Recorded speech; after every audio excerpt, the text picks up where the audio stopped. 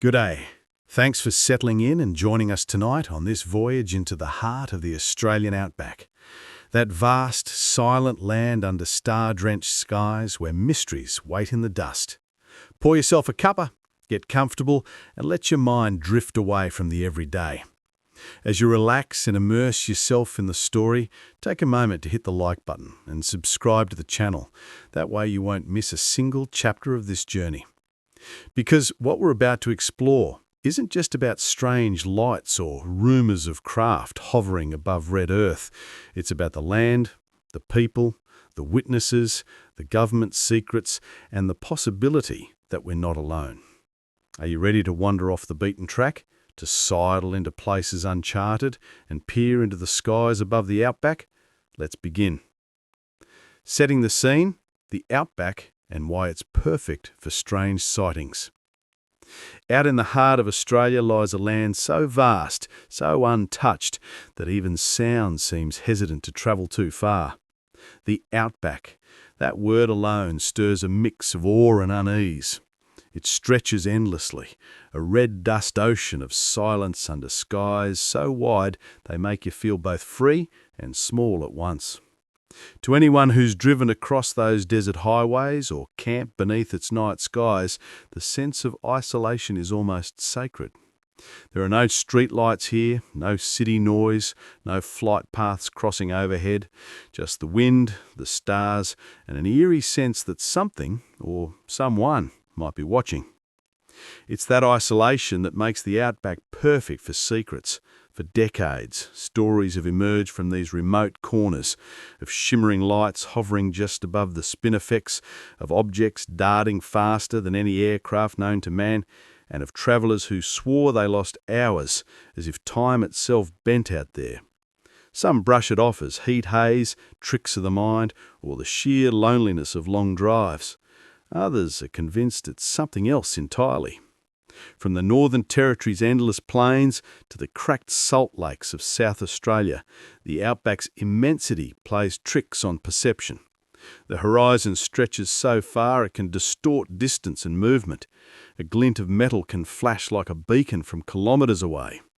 Yet even seasoned bushmen, pilots and scientists who spent their lives in these regions report things that logic can't easily explain. There's a strange consistency to the tales. Silent lights moving with purpose, sudden changes in direction, or craft vanishing without a trace. Then there's the atmosphere itself. The outback's thin, dry air, clear of pollution, makes for some of the clearest skies on Earth. You can see stars that city dwellers never glimpse, ancient, steady pinpricks of light, unblinking. Beneath them, the desert seems eternal. But it's alive in ways most never notice. The ground shifts with heat, mirages ripple across distant dunes, and magnetic anomalies flicker through instruments in ways that defy easy explanation. Scientists blame it on mineral-rich soils and iron deposits, but locals, well, they tell a different story. In roadhouses, from Alice Springs to Tennant Creek, there's always one bloke at the counter who's seen something. Maybe a truckie heading north who watched a light follow him for hours, never closing the distance. Maybe a farmer whose dogs went mad one night when the air turned electric. These stories aren't told for fame or money. They're whispered between sips of beer, with the same solemn tone reserved for bushfire tales or lost travellers. Because in the outback, truth and legend often walk side by side. It's not just the land's vastness that invites the unexplained, it's also the secrecy. Scattered across the desert are vast military testing zones, some as large as entire European countries. Fences appear in the middle of nowhere, marked with stern warnings in bold letters, "No entry, Commonwealth land." Locals have long joked that if you see something odd in the sky, you'd best keep it to yourself, because you might not like the answers you get. The most famous of these is the Woomera prohibited area. The site's so large it's visible from space. Established during the Cold War, it was used for weapons testing and rocket launches. Its skies often off limits even to commercial pilots. Officially, it's all about defence research, but rumours have swirled for decades. whispers of objects that fell from the sky being quietly recovered, of visiting scientists who weren't on any official roster, of lights seen hovering above the ranges before disappearing into restricted zones. For scientists, the outback is a perfect natural laboratory. For governments, it's a perfect testing ground. For believers, it's a perfect landing site. Those who've spent long nights out there speak of a silence so deep it amplifies every sound. The creak of metal, the flap of canvas, the faint hum of something unseen. The mind, stripped of modern noise, becomes acutely aware. Some call it imagination. Others say it's intuition, that ancient sense of being watched by something beyond our comprehension. Astronomers love these skies too. The outback's low humidity and lack of artificial light make it one of the best places on the planet to study the stars. Observatories dot the edges of civilization, their telescopes scanning for comets, planets, and radiation from distant galaxies. Yet now and then they pick up something unexpected. Brief, bright pulses of light that don't fit any known pattern. Fast radio bursts, scientists call them. Natural, they say. Probably. But for those who already believe, it's just more proof that we're not alone. The beauty of the outback lies in its contradictions, a place both barren and full of life, both silent and whispering secrets. It's easy to see why it's become Australia's unofficial gateway to the unknown. Out here, you can feel the weight of history and mystery pressing together, the dream-time stories of ancient beings mingling with modern tales of lights in the sky. And perhaps that's why the outback draws so many truth seekers, UFO enthusiasts, amateur investigators, scientists, even skeptics, all find themselves pulled by the same magnetic curiosity. Something about this land makes you want to look up, to question, to wonder. As the sun dips below the horizon and the last crimson light fades from the dunes, the stars spill across the sky like a river of fire. It's then, in that hush between day and night, that the first light often appears. Small, distant, unmoving. Maybe it's a satellite. Maybe it's a star. Or maybe, just maybe, it's something else. Early reports and indigenous traditions. What First Nations people saw, land and sky. Long before Europeans drew their first maps of Australia, long before fences or fence walls were imagined, the land already spoke in stories. For tens of thousands of years, First Nations peoples walked the red earth of the continent, reading the stars, the wind, and the shape of the land as if they were pages in a sacred book. Their stories, the dreaming, or dream time, weren't myths in the way outsiders use the word. They were truths, carried through generations, preserving both the origins of the world and the unseen forces that still shaped it. Across countless communities, the night sky was alive with meaning. The stars were ancestors, creators, guides. Yet within those constellations, there were also tales of beings who traveled from above, luminous, powerful, and sometimes fearsome. While modern language might label such tales as extraterrestrial, the elders described them as sky spirits, star visitors, or beings from the beyond. Take the Yolnu people of Arnhem Land in the Northern Territory. Their stories speak of the Julpan, three brothers who sailed a canoe across the sky, leaving a trail of light that became the Orion constellation.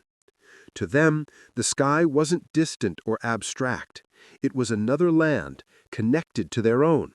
The beings who crossed between those worlds were part of the great cycle of life, death, and rebirth. But sometimes, according to certain elders, other lights moved in ways the ancestors never described. Bright objects darting across the night, changing direction, vanishing into the desert. These sightings weren't dismissed. They were woven into the fabric of the land's mystery. In the deserts of Central Australia, the Pitjantjatjara and Yankunyatjara peoples tell of the Wati Kuchara, the two men of the dreaming, who traveled from the sky bringing law and ceremony to the people. They came with power that shone like fire. Some old stories speak of fiery eggs descending from the heavens, a description eerily similar to meteorites or glowing craft. When scientists later found craters across the desert, like the Henbury meteorite site south of Alice Springs, the elders already knew of them. They warned early explorers not to camp nearby. It was a place where a fire devil came down from the sun. These weren't coincidences. The oral traditions of Aboriginal Australians are among the oldest continuous records of natural events in human history. Geological and astronomical evidence often matches their stories with stunning accuracy. Volcanic eruptions, sea level changes, meteor impacts, all remembered and passed on across tens of millennia. If such precision exists in describing earthly phenomena, could their accounts of unusual lights and sky travelers also be based on real encounters? In the Kimberley region, the Wandjina figures painted on ancient rock walls are among the most haunting images in Australian art. These beings have large heads, big black eyes, and no mouths. They're surrounded by radiant halos or cloud-like auras. To outsiders, the resemblance to modern depictions of gray aliens is uncanny. But to the Wurrora, Narinyan, and Wunumbo people, the Wandjina are sacred, bringers of rain and law, ancestors who came from the clouds and returned to them.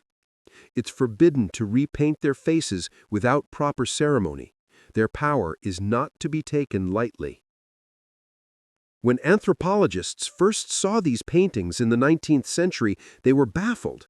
How could cultures separated by oceans have imagery so similar to beings described in 20th century UFO lore?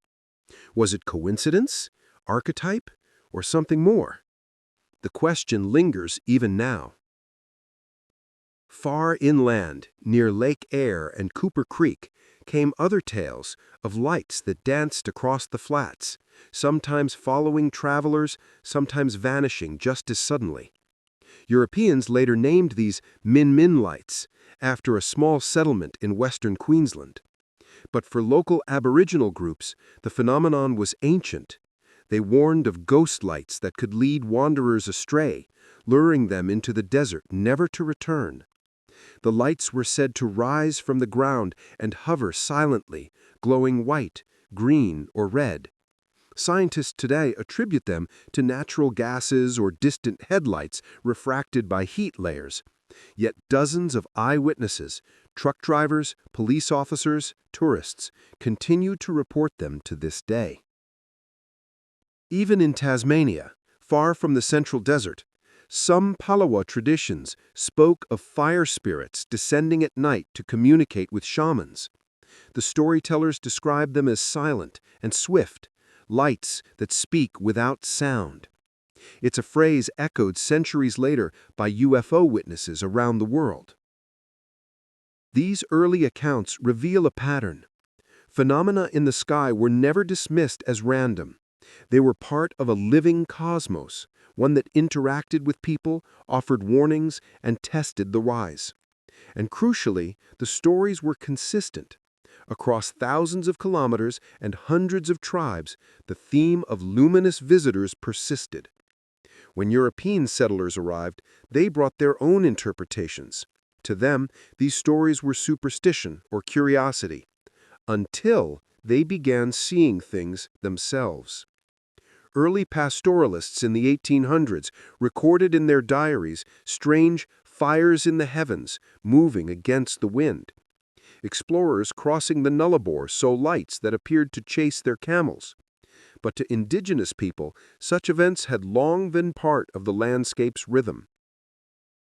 Today, researchers studying Aboriginal astronomy often find that ancient star maps coincide with modern navigation routes, resource locations, and seasonal calendars. The depth of sky knowledge is staggering. Some constellations even describe dark patches, the spaces between stars, which European astronomy largely ignored until modern telescopes confirmed them. These dark constellations, like the emu in the sky, show how attuned these cultures were to celestial detail. If they noticed something new in the heavens, it would not have gone unrecorded. Among some communities, elders described light beings who come down to teach or to warn. These aren't necessarily aliens in the modern sense. They are part of the moral structure of the world, beings who ensure balance between people and the land. Yet to modern ears, the descriptions, bright figures descending, communication without speech, physical traces left behind, sound eerily like close encounters. It's important to remember that for these cultures, the sky and the land are one. The ancestors didn't just come from the heavens, they are the heavens. The Milky Way itself is a great river, connecting the world above and the one below. In that understanding, a light moving across the night isn't merely strange, it's significant. It carries meaning. When scientists study Aboriginal accounts of meteors and comets, they often marvel at their precision. Some tales describe impacts that occurred thousands of years ago, events later verified by geological surveys. So, when those same oral traditions mention lights that hovered, or beings who arrived without sound, perhaps they deserve the same respect as careful, witnessed memories, not imagination. Modern UFO researchers in Australia sometimes visit elders to compare notes. Some are welcomed, others are told the stories aren't theirs to take. Yet what they hear often reshapes the narrative entirely. The Outback, in this view, isn't just a hotspot for modern sightings, it's a landscape with a memory. The phenomena may be ancient, reoccurring across ages, witnessed by countless generations under the same southern stars. And that's where our next chapter begins, when these timeless traditions collided with a new world of science, secrecy, and skyward fear. The weapons testing zones, secret areas in the outback used by governments. If there's one thing the Australian outback has always offered in abundance, it's space, endless, silent, and far removed from public eyes. When governments need a place to test things no one should see, this is where they come. From the early years of the Cold War to today's advanced aerospace projects, the desert has hidden some of the country's most secretive operations. But what happens when those operations overlap with reports of strange lights and unidentified objects? That's the question that's haunted investigators for decades. The most infamous of these zones lies in the heart of South Australia, the Woomera Prohibited Area. Established in the late 1940s at the dawn of the atomic age, Woomera became the largest land-based weapons testing range in the world. It stretches across more than 122,000 square kilometers, roughly the size of England, sealed off by endless fences, guarded gates, and warnings painted in bold black letters: "No entry, Commonwealth land." Officially, it was created to test rockets, missiles, and later space technology. But even from the beginning, locals spoke of lights in the sky that didn't fit the schedule. Pilots reported objects that tracked their aircraft. Farmers on the perimeter saw glows over the desert at night, silent, hovering, darting away faster than anything known at the time. Woomera's story began as part of a partnership between the British and Australian governments. In 1946, as Britain struggled to rebuild after the war, it sought an isolated site for testing long-range weapons. Australia offered its deserts, remote, sparsely populated, politically stable. It was perfect. By the early 1950s, Woomera was a hive of activity. British scientists, Australian soldiers, foreign contractors, and a flow of mysterious equipment arriving by ship and train. Officially, they were testing rockets. Unofficially, not everything fit that explanation. For locals, life changed overnight. Entire towns were relocated. Aboriginal communities were displaced without warning or consent. Some were told they had to move because the sky would catch fire. Others were simply driven off their ancestral lands. To this day, some elders say the sky during those tests glowed with colors they'd never seen before, shimmering greens and blues that lingered for minutes, unlike any natural phenomenon. From 1953 onward, Britain conducted nuclear weapons tests at sites such as Emu Field and Maralinga, deep within the Woomera Range. The fallout from those tests, both literal and political, would haunt Australia for generations. Soldiers and civilians were exposed to radiation. Communities downwind were never told what they were breathing. And in the years that followed, reports began to multiply. Metallic objects sighted above restricted zones, unexplained radar contacts, and strange debris found after unacknowledged crashes. In the 1960s, Woomera entered its so-called space age. The European Launcher Development Organization, ELDO, used it to test rockets intended to carry satellites into orbit. Among them was the Blue Streak missile, a British creation designed originally as a nuclear weapon before being repurposed for space. But test after test ended in mysterious failure. Some engineers whispered of interference, equipment cutting out, guidance systems malfunctioning, unexplained electromagnetic surges. To the public, these were technical glitches.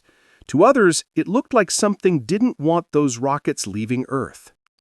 Around the same time, in 1965, an object streaked across the skies over South Australia and crashed near a place called Tully. Witnesses described a dish-shaped craft hovering over a swamp, leaving behind a perfect circular depression in the reeds, a nest. The newspapers dubbed it the Tully Saucer Nest. While it wasn't directly inside Woomera, it was close enough to raise eyebrows. The Royal Australian Air Force investigated and concluded it was caused by a waterspout. But locals who saw it disagreed. They'd lived through plenty of storms, and nothing like that had ever happened before. Meanwhile, within Woomera itself, security intensified. Workers were ordered not to discuss what they saw.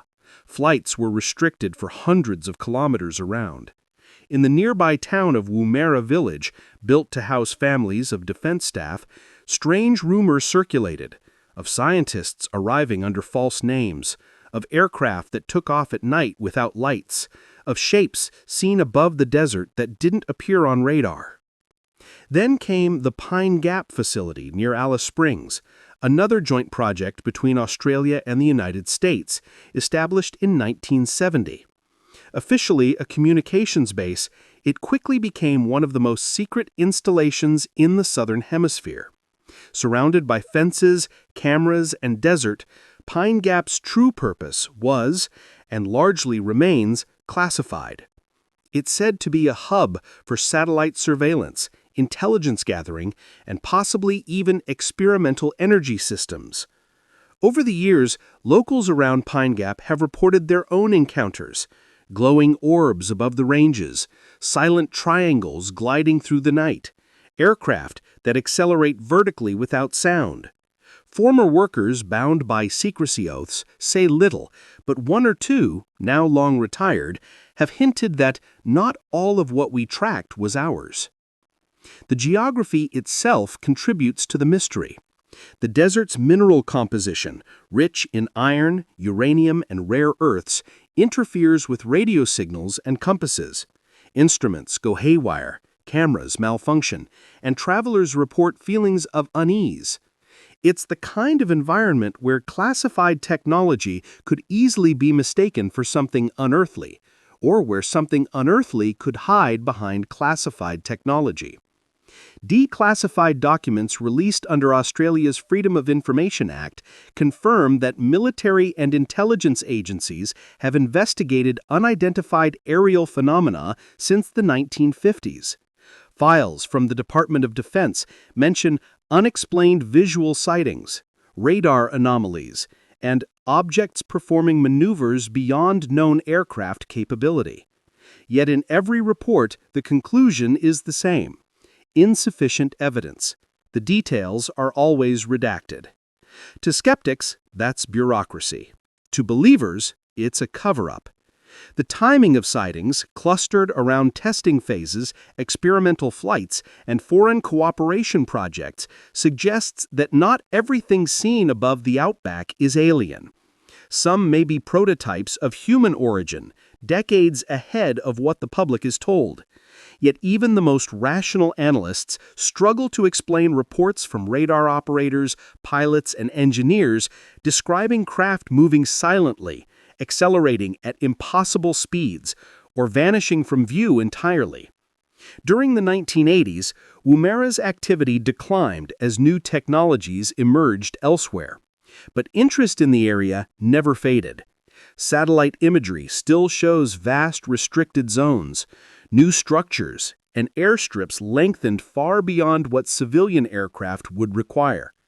Occasionally, a visiting journalist or satellite observer catches sight of a new hangar or construction site. Official explanations are vague: temporary storage, communications equipment, meteorological research. But the rumors persist, especially when locals once again spot lights in the desert sky. One recurring pattern stands out. Many witnesses report silent objects that hovered directly above or near restricted defense zones before darting away. If these were experimental aircraft, they'd be the most advanced of their kind. If they weren't, then something else is keeping an eye on us. The Outback's vastness makes it a perfect cloak. You can hide almost anything here: rockets, weapons, even the truth. But secrets have a way of slipping through the cracks, just like the desert wind that finds its way into every corner. And so, as night falls across Woomera and Pine Gap, the red earth glows faintly under the stars. In the silence, something hums, low, distant, untraceable. Maybe it's the wind over metal. Maybe it's a test flight. Or maybe it's the same sound heard by those who came long before, the whisper of the sky itself moving closer. The Woomera Prohibited Area and the Lost Files, a case study. Every nation has its shadows, places where the official record fades and rumor takes over. In Australia, that shadow has a name: Woomera. For most people, it's just a point on the map, a small desert town surrounded by fences and forbidden zones. But for those who have lived and worked there, Woomera is a landscape heavy with secrets, half-told stories, and files that somehow never made it into the archives. This is where the Outback's strangeness and government secrecy collide most clearly. Let's begin with one night in 1962. A Royal Australian Air Force radar operator stationed at the edge of the Woomera Range recorded a contact moving at incredible speed. It entered restricted airspace from the northwest, climbed rapidly, and vanished. No engine noise, no contrail, no identification. The operator logged it, reported it to command, and waited for instructions. The next day, 2 men in civilian clothes arrived from Adelaide, collected the tape, and told him to forget it. When he asked for a copy, they said none existed. Years later, when researchers requested the radar logs, that entire day's records were missing. Cases like this appear throughout the Woomera files. Between the late 1950s and the early 1970s, dozens of military personnel, pilots, and technicians reported unidentified aerial phenomena during weapons tests. Many described glowing or metallic craft that seemed to observe from a distance, never attacking, never communicating, just watching. Some even appeared to shadow missiles in flight, matching speed and altitude before veering off. Officially, every incident was explained away: instrumentation error, temperature inversion, optical illusion. Yet those explanations grew thinner each year. In 1969, a Woomera maintenance crew discovered a strange object half buried in the desert after an explosion during a missile test. It was metallic, smooth, and warm to the touch, though the air was cool. It didn't resemble any known part of the rocket. When they radioed it in, a recovery team arrived within hours, an unusual speed given the remoteness. The object was loaded onto a covered truck and driven off. The crew was told to file no report. Weeks later, when one technician mentioned it to his supervisor, he was reassigned to a different post. When these stories eventually reached researchers in the 1980s, they sparked what became known as the Lost Files mystery. Investigators discovered that large portions of Woomera's early UFO and unidentified aerial object reports were missing from the National Archives. Memos referenced files by number, but the corresponding documents had vanished. Freedom of Information requests turned up nothing but blank pages, marked classified or destroyed. Theories multiplied. Some believed the files were transferred to Britain or the United States under intelligence sharing agreements. Others suspected that they were intentionally removed to hide experimental technology or encounters that couldn't be explained at all. In 1998, a journalist named Keith Basterfield, one of Australia's most meticulous UFO researchers, began a decade-long hunt for these records. He found fragments, scattered reports from the Royal Australian Air Force, radar logs, witness statements. One particularly striking file described a test in 1963 when a missile was aborted mid-flight after radar detected anomalous interference. The description matched earlier accounts of fast-moving targets that appeared and disappeared without warning. At the same time, Woomera's secrecy grew. Visitors were banned from large areas, and entire stretches of desert were closed off for national security reasons. Even after the end of British testing, the site remained active, now serving as a modern weapons range for joint projects between Australia, the United Kingdom, and the United States. In recent decades, private space companies have also shown interest in using parts of the area for rocket launches. That mix, defense, foreign intelligence, and private aerospace, makes Woomera one of the most complex security zones on the planet. But secrecy often breeds speculation. In 2003, after a series of public information requests, the Australian government declassified several hundred pages of UFO-related reports. Yet none came from Woomera. Researchers noticed the gap immediately.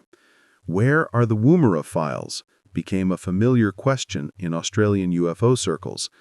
The Defense Department insisted that no specific UFO reports had been filed from the base. But that statement conflicted with personal accounts from former staff who remembered signing incident logs. One such witness, a retired engineer named Peter, later gave an interview on record. He'd worked at Woomera during the 1970s and recalled a night when an entire crew saw a glowing sphere hovering silently above the desert. It was about the size of a bus. No sound, no exhaust, no blinking lights, just a steady glow. It followed the ridge for maybe half a minute and then shot up into the sky, gone in an instant. I reported it to my superior and was told not to mention it again. They said it was plasma. I know what plasma looks like. That wasn't plasma. When pressed on whether the government was hiding something, Peter paused. Maybe. Or maybe they didn't know what it was either. That's worse, isn't it? Some theorists suggest that many of the lights seen over Woomera were related to secret American test flights, prototypes for stealth or high-speed aircraft. It's a plausible theory. The United States had similar incidents near Nevada's Groom Lake, known as Area 51. Yet even American defense archives contain more open documentation than Australia's files on Woomera. Whatever happened here, it was buried deep. Another persistent rumor involves meteor recovery missions. Throughout the 20th century, Woomera personnel were occasionally tasked with retrieving space debris. Most of it was conventional, fragments of satellites or spent rocket stages. But at least one internal memo from 1979, later leaked, described unidentified metallic debris of non-terrestrial origin.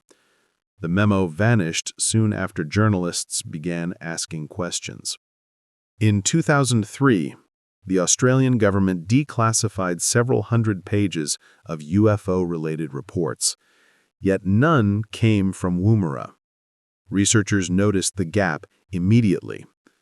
Where are the Woomera files became a familiar question in Australian UFO circles. The Defense Department insisted that no specific UFO reports had been filed from the base, but that statement conflicted with personal accounts from former staff who remembered signing incident logs. One such witness, a retired engineer named Peter, later gave an interview on record. He'd worked at Woomera during the 1970s and recalled a night when an entire crew saw a glowing sphere hovering silently above the desert. It was about the size of a bus. No sound, no exhaust, no blinking lights. Just a steady glow. It followed the ridge for maybe half a minute and then shot up into the sky. Gone in an instant. I reported it to my superior and was told not to mention it again. They said it was plasma. I know what plasma looks like. That wasn't plasma. When pressed on whether the government was hiding something, he paused. Maybe, or maybe they didn't know what it was either. That's worse, isn't it? Some theorists suggest that many of the lights seen over Woomera were related to secret American test flights, prototypes for stealth or high-speed aircraft. It's a plausible theory. The United States had similar incidents near Nevada's Groom Lake, known as Area 51. Yet even American defense archives contain more open documentation than Australia's files on Woomera. Whatever happened here, it was buried deep. Another persistent rumor involves meteor recovery missions. Throughout the 20th century, Woomera personnel were occasionally tasked with retrieving space debris. Most of it was conventional, fragments of satellites or spent rocket stages. But at least one internal memo from 1979, later leaked, described unidentified metallic debris of non-terrestrial origin. The memo vanished soon after journalists began asking questions. In 2012, the Australian Department of Defense quietly admitted that certain historical records related to Woomera may have been lost or destroyed during archiving. It was a bureaucratic way of saying, we no longer have them. The hot spots: Wycliffe Well, Northern Territory, and other outback sites. If you were to draw a map of Australia, marked with every reported UFO sighting since the 1940s, you'd find a strange pattern, a glowing trail of dots scattered across the desert's heart. And at the center of that constellation lies one small roadhouse, hundreds of kilometers from anywhere, a place proudly calling itself the UFO capital of Australia. Welcome to Wycliffe Well, Northern Territory. It's a lonely dot along the Stewart Highway, roughly halfway between Alice Springs and Tennant Creek, a petrol stop, a pub, and a caravan park, and according to many, a magnet for visitors from beyond the stars. The sign out front says it all: Wycliffe Well, where the aliens come to play. It's part joke, part tourism, but behind the humor lies decades of real sightings. The stories began long before the Roadhouse put up its alien murals. Back in the Second World War, soldiers stationed at a supply depot here recorded strange lights moving across the sky at night. They thought at first it might be Japanese aircraft, but the lights didn't behave like planes. No engine noise, no formation, no predictable path. They would dart, hover, and vanish into the darkness. The sightings were logged, but never explained. By the 1960s, long-haul truck drivers began to share their own accounts. Some said lights followed their rigs for kilometers, keeping pace no matter how fast they drove. Others claimed to see glowing discs rise silently from the horizon, hover, then drop straight down as if sinking into the ground. Locals gave the phenomenon a name: the Wycliffe Lights. In those days, the Stewart Highway was a dangerous road, narrow, rough, and mostly deserted. Fatigue could play tricks on drivers, especially under the hallucinatory shimmer of desert heat. But the sheer consistency of reports from trained observers, police officers, pilots, and tourists pushed the stories beyond simple mirage. One of the most famous incidents occurred in 1978, when a man named Frederick Valentich, a young pilot from Melbourne, disappeared while flying over Bath Strait. Before vanishing, he radioed air traffic control to report a large aircraft with a green light orbiting above him.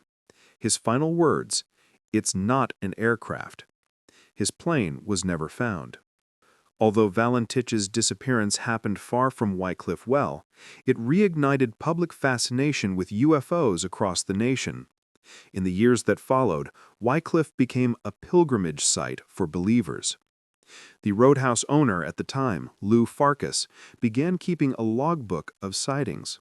Travelers from across Australia filled its pages with handwritten notes, times, descriptions, sketches. Some told of silent triangular craft that seemed to scan the ground with beams of light. Others described red and orange spheres hovering low before shooting upward at impossible speeds. Lou's philosophy was simple: people see what they see. Out here, there's nothing to fake it with. No cities, no reflections, no military bases close by. Just sky. Scientists, of course, have their own explanations. The region's unique conditions, hot air rising over cooler layers, and distant headlights refracted across vast distances, can create mirage-like effects. Certain atmospheric inversions bend light, making distant objects appear as glowing orbs. But these explanations, while plausible for some cases, don't account for all of them, especially those witnessed at close range or by multiple observers from different angles. One striking feature of these hotspots is how they align along fault lines and mineral belts rich in magnetic ore. Geologists note that these regions often produce unusual electrical phenomena: ball lightning, earthquake lights, and electromagnetic interference. Some researchers suggest that UFO sightings might be linked to these natural energies. Others argue that such conditions could also attract or reveal something else, something using that energy. Whatever the reason, Wycliffe Well isn't alone. Across the Outback, other locations have developed reputations for the unexplained. To the east lies Mount Isa, where miners in the 1950s reported metallic objects hovering above the open pits. The lights were so frequent that the local newspaper briefly ran a UFO column, publishing witness accounts each week. Further south, near Coober Pedy, opal miners saw spheres descending into shafts and vanishing underground. Some believed they were atmospheric anomalies. Others swore the lights responded to movement, almost playfully. In the Nullarbor Plain, truck drivers on overnight hauls often speak of being buzzed by lights, bright white orbs that appear suddenly in their mirrors and then swoop low over their vehicles. One driver described his engine cutting out completely when a light hovered over his cab. When it shot away, the truck restarted on its own. Mechanics later found nothing wrong. The phenomenon became so well known that it earned its own local nickname, the Nullarbor nuisance. Then there are the Min lights, stretching from western Queensland to northern South Australia, glowing orbs that seem alive. These have been witnessed for a century, with the earliest written reports dating back to the early 1900s. The Queensland police once investigated them after repeated calls from frightened travelers. They found no source, no campfires, no vehicles, no electrical equipment, just the endless plain. Some scientists proposed natural gas emissions ignited by static charge, but the light's behavior, following, rising, even dividing into multiple orbs, doesn't quite fit. One thing connects all these hotspots: remoteness. The farther from civilization, the more frequent the reports. Perhaps isolation sharpens the senses, or perhaps it shields the unknown from interference. Whatever the case, the outback sky seems to host its own theater, where science and myth perform side by side. In 2008, researchers from the Northern Territory University conducted a small observational study near Wycliffe Well. Over 3 months, they documented 12 anomalous lights, several recorded on camera. Most were dismissed as stars or distant aircraft, but 3 defied classification, moving erratically, changing color, and disappearing in under 1 second. One of the researchers later admitted, "We went in skeptical, we left less certain."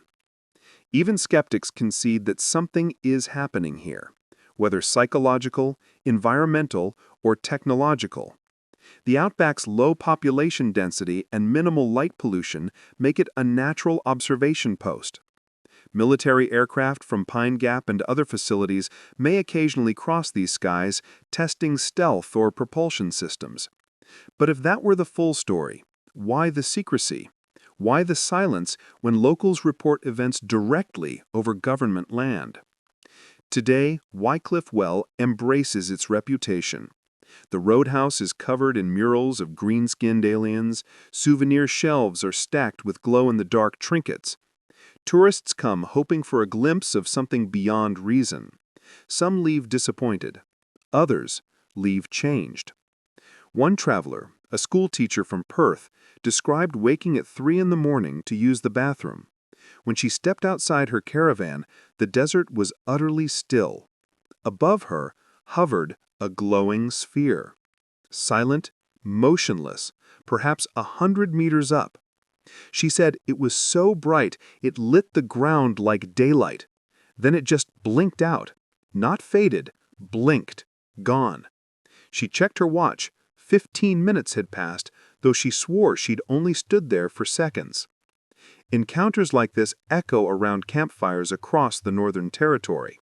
For every tourist who sees nothing, another comes away with a story they can't shake. In the end, that's what keeps Wycliffe Well alive. Not the evidence, but the mystery. Because out here, where night stretches from horizon to horizon, the line between what is seen and what is believed becomes paper thin. The lights might be gas, mirage, or top-secret tech, but to those who've seen them with their own eyes, none of that matters. They know what they saw. And as we move forward, the story grows darker, from isolated sightings to encounters involving witnesses who wore uniforms, carried rank, and swore oaths of secrecy. Men and women who for years kept silent about what they saw in the skies above the outback. Next, we'll meet the witnesses, farmers, pilots, and military personnel whose testimony reveals just how deep this mystery goes. The witnesses, farmers, pilots, and military personnel, their backstories, fears, and motivations.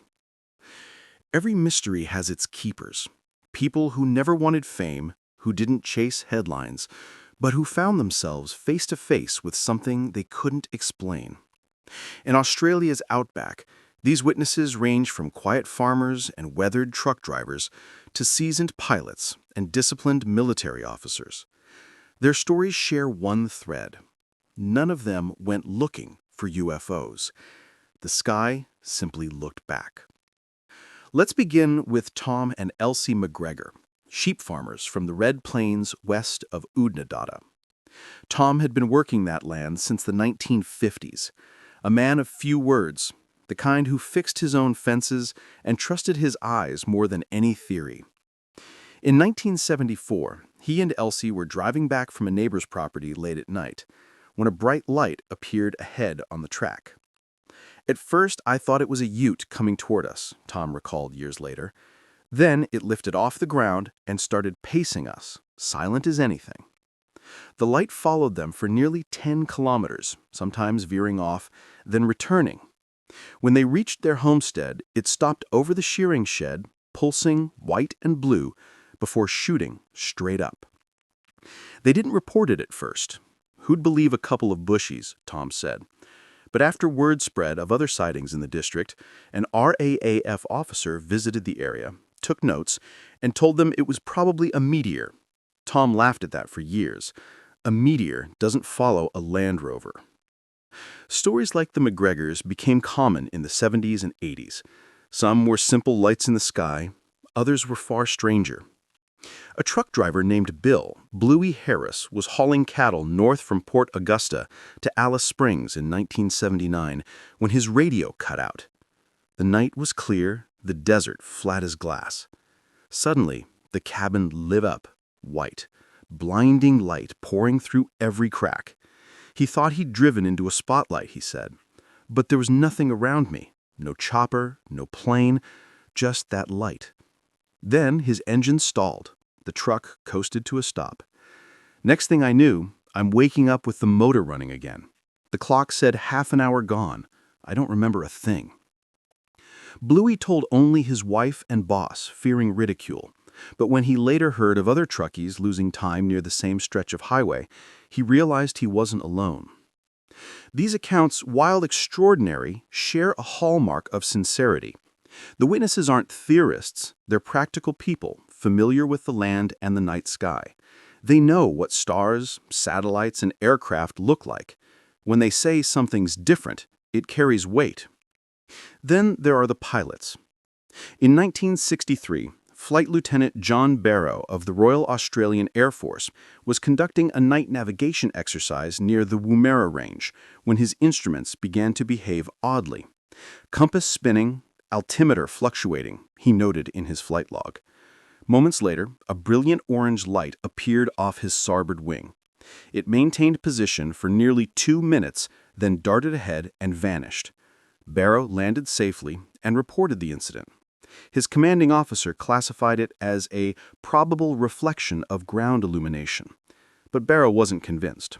I was flying over empty desert, he told a friend later. There were no lights down there. Another RAAF pilot, who requested anonymity, described a similar event in 1968. We were tracking an unknown on radar, moving faster than any aircraft we had. It climbed vertically.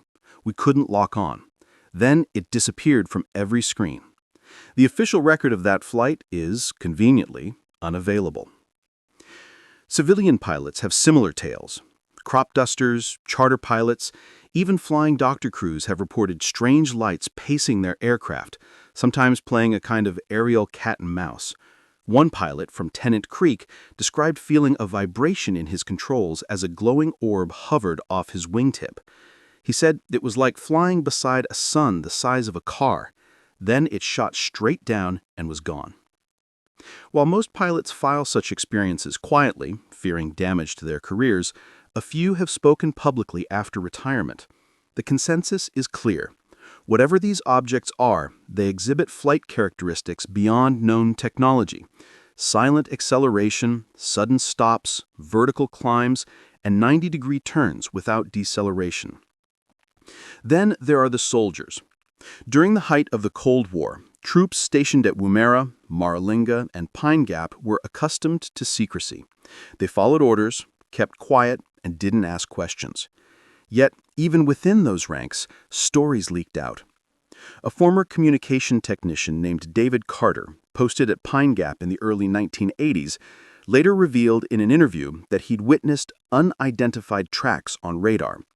He said, "We'd get these blips, small, fast, erratic, then gone.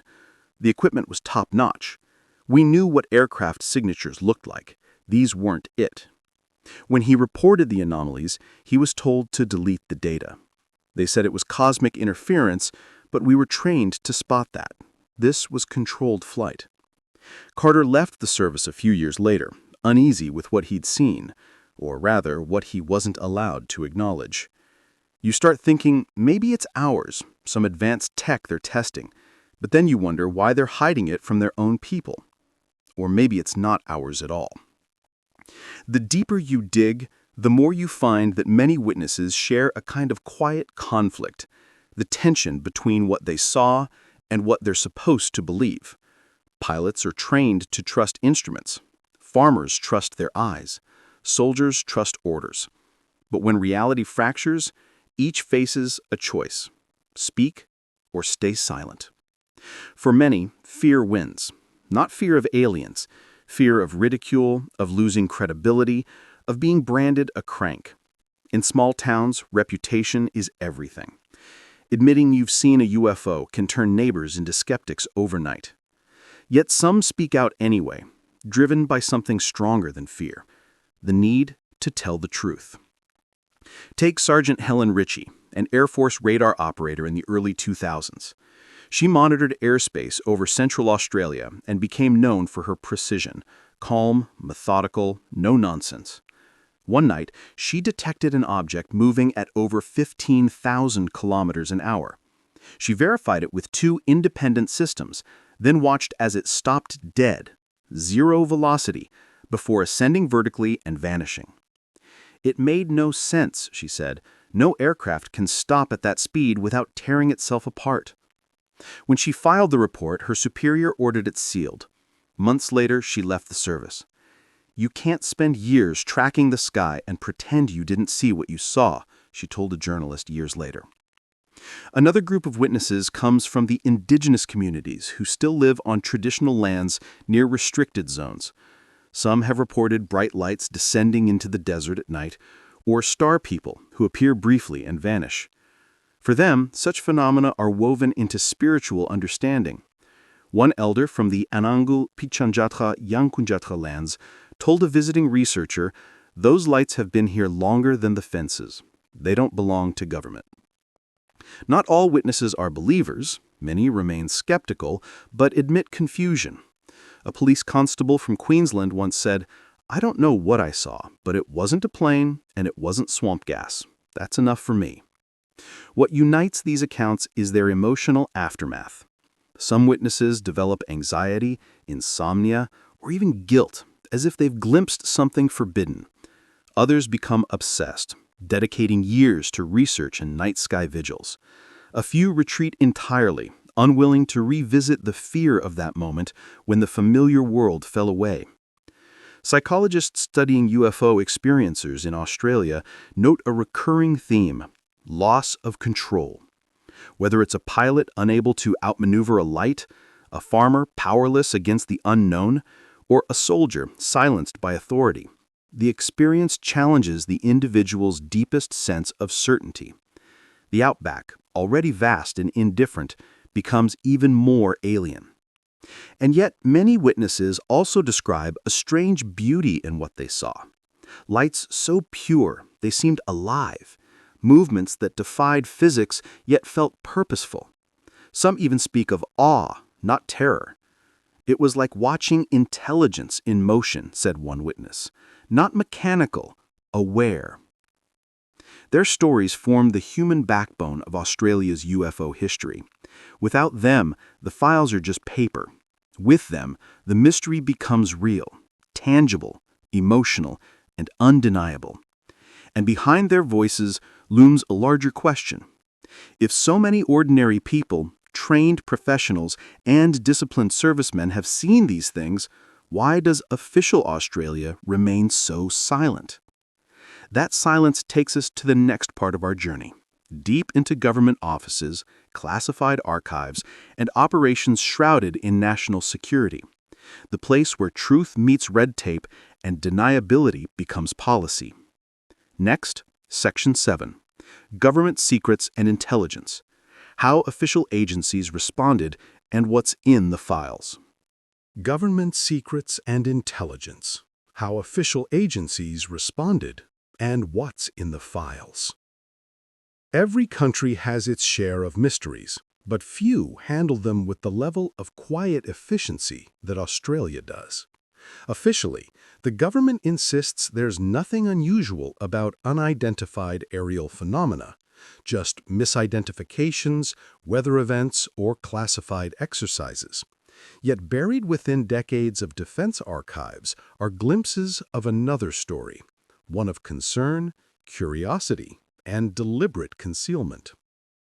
It began in the late 1940s, when the world was still reeling from the Second World War and the atomic age was dawning. Reports of flying saucers flooded newspapers worldwide, and Australia was no exception. Pilots over Sydney, farmers in New South Wales, and sailors off Fremantle all described glowing discs and cigar-shaped craft. The newly formed Royal Australian Air Force, or RAAF, took notice. By 1951, the RAAF established an internal protocol for investigating UFO reports, though the term they preferred was unusual aerial sightings. The first official investigations were cautious but serious. Intelligence officers collected statements, radar data, and photographs, forwarding some cases to Britain and the United States for analysis under the Commonwealth's intelligence sharing agreements. Most reports were dismissed as aircraft, meteors, or atmospheric effects, but a few resisted explanation.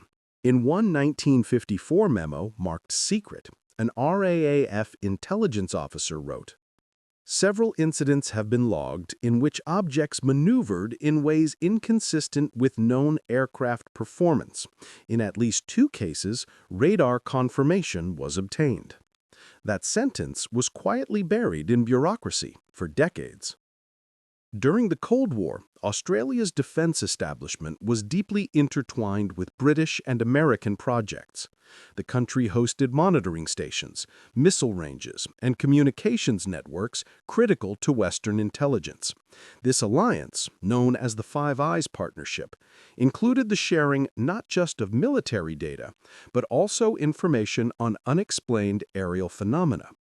When something appeared on Australian radar that couldn't be identified, the information didn't stay local. It was sent through secure channels to counterparts abroad. By the 1960s, the government had formalized this process. The Department of Air, in cooperation with the Department of Defense, collected reports from the public and military under Project 409, later informally called the UFO file. These documents were stamped, cataloged, and archived, or so it seemed. Decades later, when researchers sought access under the Freedom of Information Act, many of those files were missing, or marked destroyed in accordance with archival policy. A rare glimpse into their contents came in 1973, when journalist John Pinckney obtained partial copies of RAAF correspondence on sightings near the Woomera Range. The letters reveal a curious duality.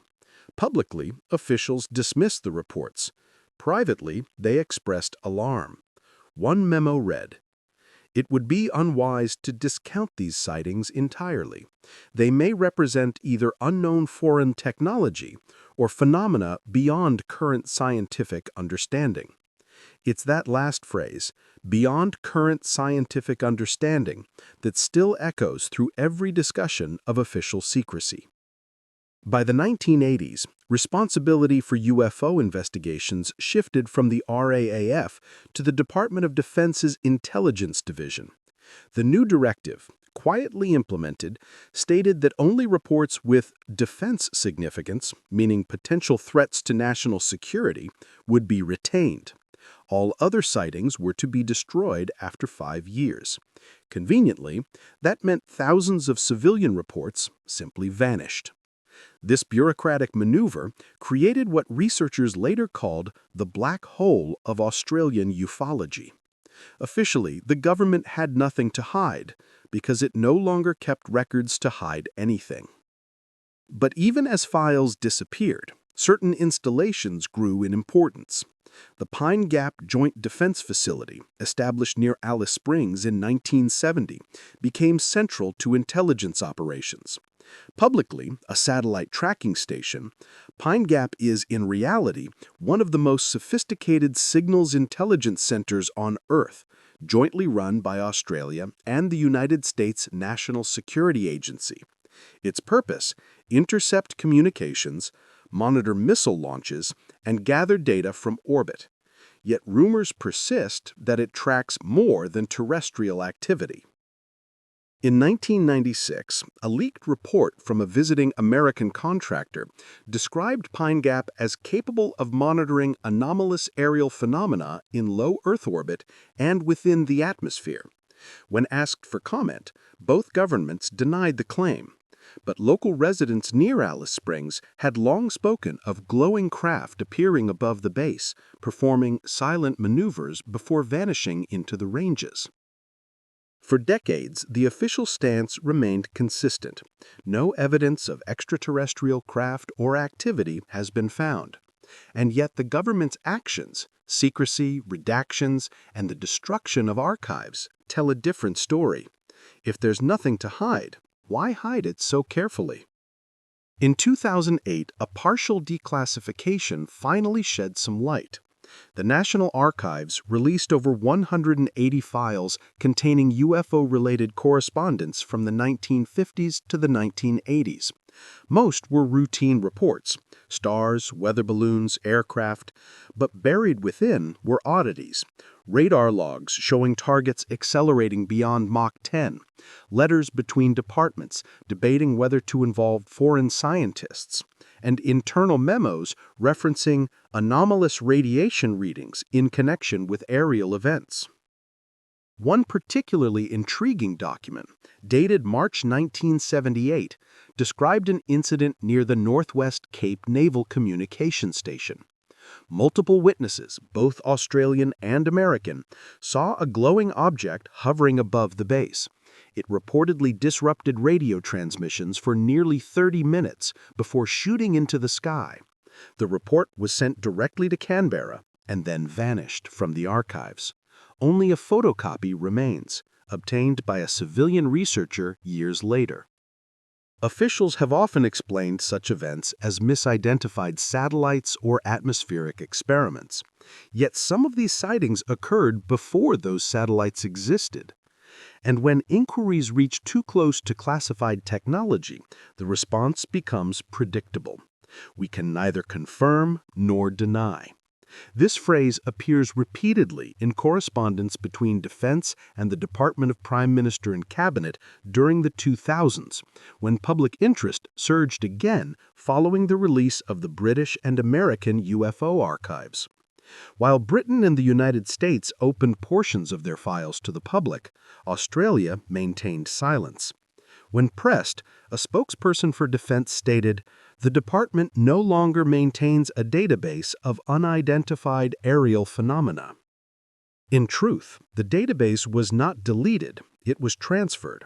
According to former analysts, the records were digitized and integrated into a broader intelligence framework under the Defense Science and Technology Group. This move effectively shielded them from public access. Why such caution? The reasons may be as mundane as protecting experimental projects, or as profound as concealing encounters that defy explanation. Either way, the result is the same: a vacuum where the truth should be. Yet every few years, something leaks through.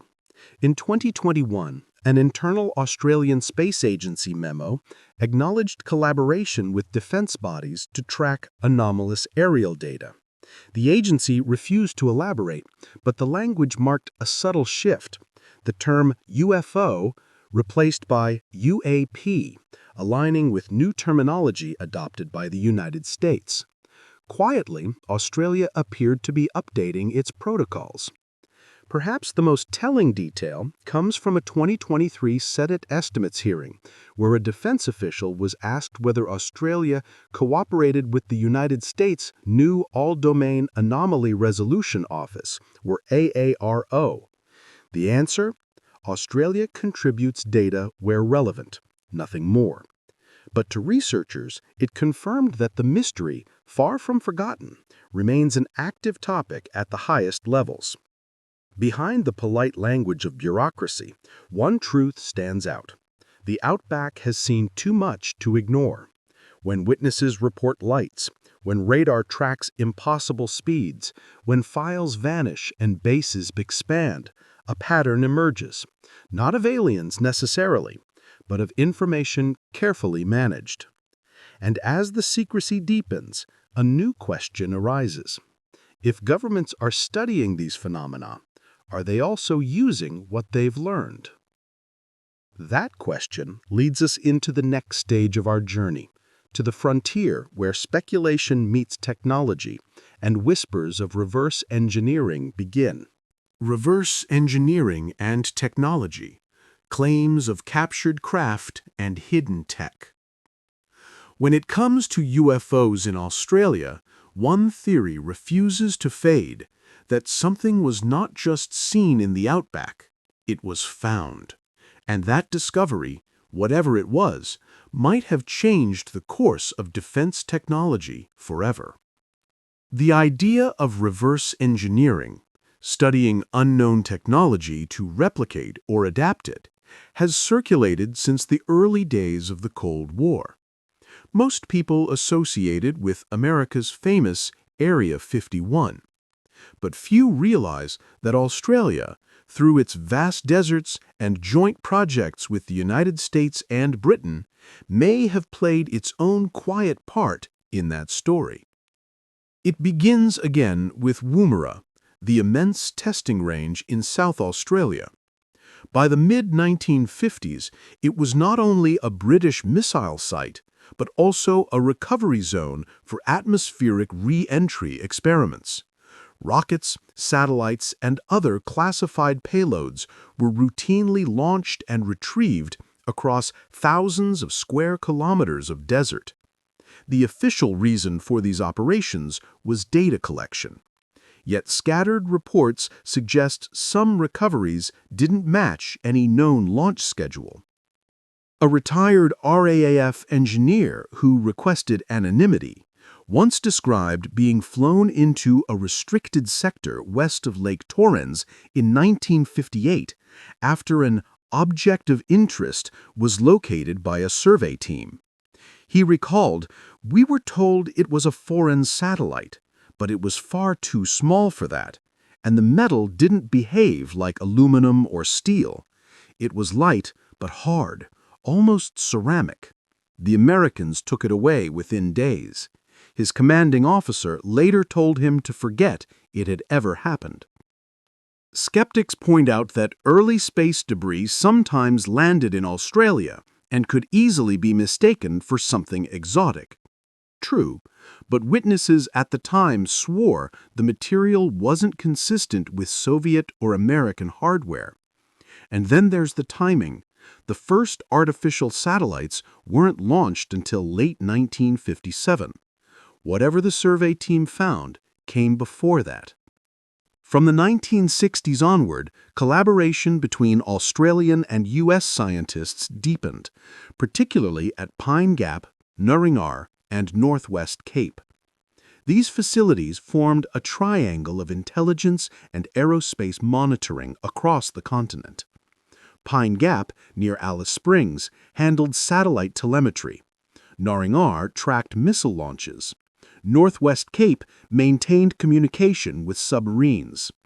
Each had layers of access and compartments of secrecy. Within that framework, rumors of foreign material analysis programs began to circulate. In 1969, an internal memo from the Defense Science and Technology Organization, DSTO, referred to exotic alloys of undetermined origin recovered during joint operations. The document, later cited by researcher Keith Basterfield, included metallurgical test results showing isotopic ratios not typical of Earth-based manufacturing. The Defense Department dismissed the memo as misinterpreted laboratory data, but the wording was never retracted. Then came the stories from the technicians, the quiet men and women who handled data, repaired instruments, and saw more than they should have. One communications officer at Pine Gap recalled seeing a sealed container marked U.S. Air Force property, experimental composite, do not open. When asked about it, his superior replied, "It's not ours, it's from upstairs." To understand why these stories persist, it helps to look at the technology that emerged from joint facilities soon after. By the early 1970s, Australia was testing drones with unusual aerodynamic designs, triangular frames, silent propulsion, and composite materials decades ahead of consumer aerospace. Officially, these were radar-deflecting prototypes inspired by American stealth research. Yet some engineers privately admitted that certain performance characteristics seemed unachievable by known propulsion systems. One striking example is the AUSROC program, Australia's attempt to develop independent launch vehicles in the 1980s. Engineers involved later described working with alloy samples provided by foreign partners that were unlike anything we'd machined before. Lightweight, heat-resistant, self-bonding at molecular level.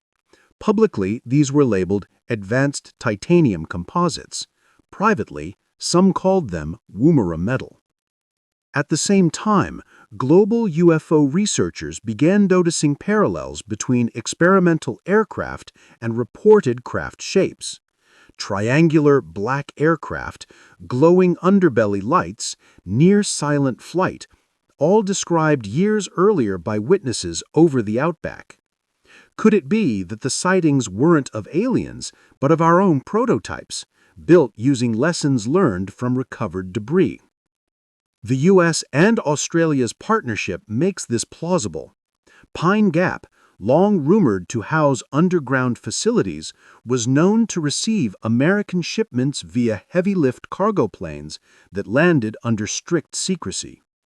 Locals recall the sound of engines at night, the rumble of convoys heading into the desert, and lights vanishing beyond the perimeter. Officially, the base has no underground hangars, yet satellite imagery suggests earthworks suggesting extensive subsurface construction. Then there's the Maralinga connection.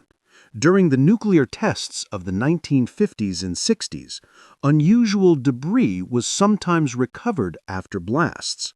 Scientists called them fused vitrified samples, but a few reports mention objects unaffected by heat. If such items existed, materials impervious to temperatures exceeding several thousand degrees, they would have drawn enormous interest. Some researchers believe remnants from those tests were quietly sent to laboratories overseas. Of course, there are simpler explanations. The Outback has hosted countless secret military programs: drones, high-speed targets, experimental rockets. Many technologies we now take for granted began as classified projects decades earlier. The stealth coatings on modern aircraft, for example, were in development by the late 1960s. Plasma propulsion experiments were underway in university labs by the 70s. It's entirely possible that witnesses saw early forms of these innovations and mistook them for something unearthly. But even this explanation raises questions. If they were human projects, why deny their existence for so long? Why erase records, threaten witnesses, and obscure test data under related classifications? That level of secrecy suggests the stakes were higher than routine experimentation. In the 2000s, declassified communications between the U.S. Department of Defense and Australia's DSTO revealed ongoing cooperation on advanced energy and propulsion systems. The documents reference field tests near Woomera and non-conventional power sources. Once again, no details, just hints. In 2019, a leaked report from an internal defense research group mentioned studying electrogravitic propulsion concepts inspired by anomalous performance observations. The phrasing is clinical, but the meaning is unmistakable. Engineers were analyzing physics beyond current models, based on something they had observed. If true, it would mean Australia's desert labs have been quietly probing the same frontier that intrigues physicists worldwide: the link between electromagnetism, inertia, and gravity. The potential applications range from silent high-speed drones to near-instant acceleration craft. Most mainstream scientists reject these ideas as speculative. Yet when experimental vehicles display movements that seem to mock gravity itself, someone, somewhere, is certainly studying how. Still, amid all the speculation, one detail remains consistent. Whenever journalists press defense spokespeople about recovered materials or exotic research, the response never changes. No comment on national security matters. Not denial, simply silence. And perhaps that silence is the most revealing clue of all. Because if there truly were nothing extraordinary to hide, a flat denial would suffice.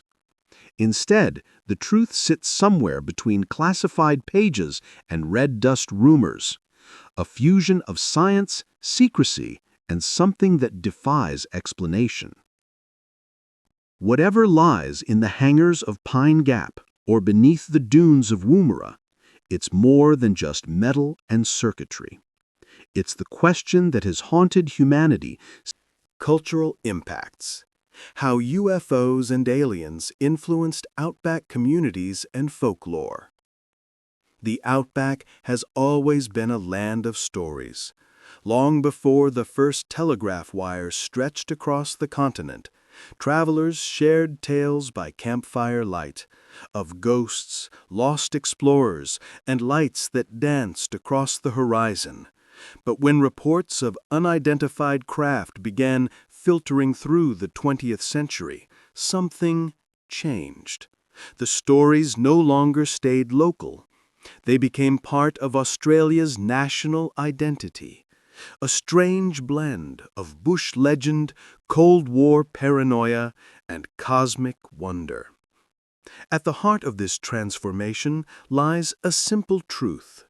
People in remote places depend on stories.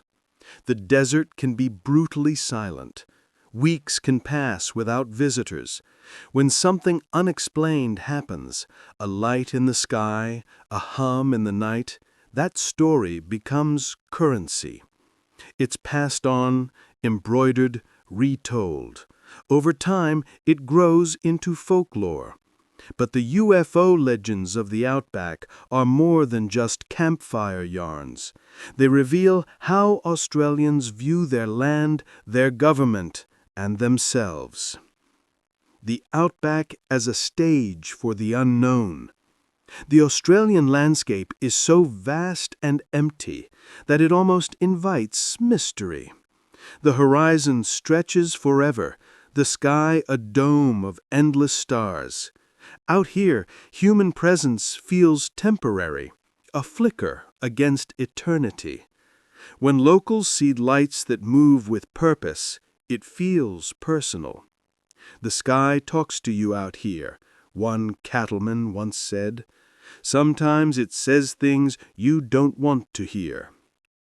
That mix of awe and unease runs deep in the national psyche. The desert is both home and frontier, a place that promises freedom but reminds you how small you are. The UFO myth fits perfectly into that tension. It turns isolation into connection, the idea that maybe, out there in all that silence, someone's listening back. From rumor to ritual. By the 1970s, UFO stories were no longer whispered in pubs. They were printed in local papers, discussed on the ABC, and even debated in Parliament. At one point, a senator from Queensland publicly asked whether the Defense Department was harboring alien secrets. The question drew laughter, but it made headlines. Communities began to embrace their reputations. Wycliffe Well painted aliens on its walls. The town of Eucla, on the edge of the Nullarbor, hosted watch nights where locals gathered to scan the sky with binoculars. In the Northern Territory, artists incorporated flying saucers into murals that mixed Aboriginal motifs with modern imagery. Wangina figures floating beside glowing discs. In remote towns, the myth became part of identity. Tourists came looking for lights, and locals gave them stories. We used to be known for dust and flies. Now we're known for UFOs. I'll take that, one pub owner said. Government secrecy and national cynicism. Australian humor leans towards the dry and skeptical. But beneath the jokes about little green blokes runs a current of mistrust, especially towards authority. The government's silence on UFO matters fed that suspicion. Every missing file or redacted report became proof of conspiracy. If they're not hiding something, why act like they are, people said. That sentiment resonated in a country long wary of distant bureaucracies and foreign influence. Pine Gap, with its American guards and restricted airspace, became a symbol of secrecy itself, a kind of real-life mythological fortress. Protesters in the 1980s carried signs reading, "Close Pine Gap, open the truth." For many Australians, believing in UFOs had less to do with aliens and more with power, about who controls information and who is left in the dark. The UFO became a metaphor for everything unseen but real: corruption, cover-ups, lost histories. Influence on art and media. The cultural ripple spread far beyond dusty highways. Australian filmmakers in the 70s and 80s tapped into the imagery of isolation and otherworldliness. In Peter Weir's The Last Wave, the sky becomes an omen. In Picnic at Hanging Rock, disappearance itself feels cosmic. While not UFO stories in name, they carry the same haunting silence of the unknown. In literature, authors like Damien Broderick and Rosaline Love explored encounters with alien intelligence as reflections of Australian identity, blending science fiction with outback realism. Even children's shows flirted with the theme. In the early 1990s, Round the Twist featured an episode about aliens landing near a lighthouse, turning the bizarre into the everyday. Meanwhile, Aboriginal artists began painting new interpretations of ancestral stories, Wangina with metallic hues, constellations woven with shapes that resembled spacecraft. Some elders viewed these as modern metaphors. Others saw them as a continuation of truths always known. The believer and the skeptic. As interest grew, the divide between believers and skeptics sharpened, yet remained surprisingly civil. In towns like Tennant Creek and Coober Pedy, pub debates between truck drivers and teachers became evening entertainment. One side swore by witness accounts, the other insisted on natural explanations. Both sides drank together afterwards. The argument was less about proof than participation. That easygoing skepticism is distinctively Australian. Where American UFO culture often turns evangelical, Australians tend to keep it grounded. A shrug, a laugh, and a glance upward. Could be aliens, someone might say. Could be the bloody Defense Department. Either way, another round gets poured. The folk heroes of the phenomenon. Over time, certain figures emerged as local legends. The spotters, the skywatchers, the chroniclers. One was Bill Chulker, a Sydney-based researcher who spent decades gathering reports and interviewing witnesses. Another was Keith Basterfield, whose disciplined, data-driven approach gave the field credibility. They weren't chasing fame, they were documenting a modern mythology. Their persistence paid off. When the government finally released hundreds of UFO files in the 2000s, it validated decades of effort. Newspapers that once mocked them began running serious features. The myth had matured from fringe curiosity to legitimate cultural history. The Outback as modern dreaming. Perhaps the most profound impact lies in how the UFO phenomenon mirrors older ways of seeing the world.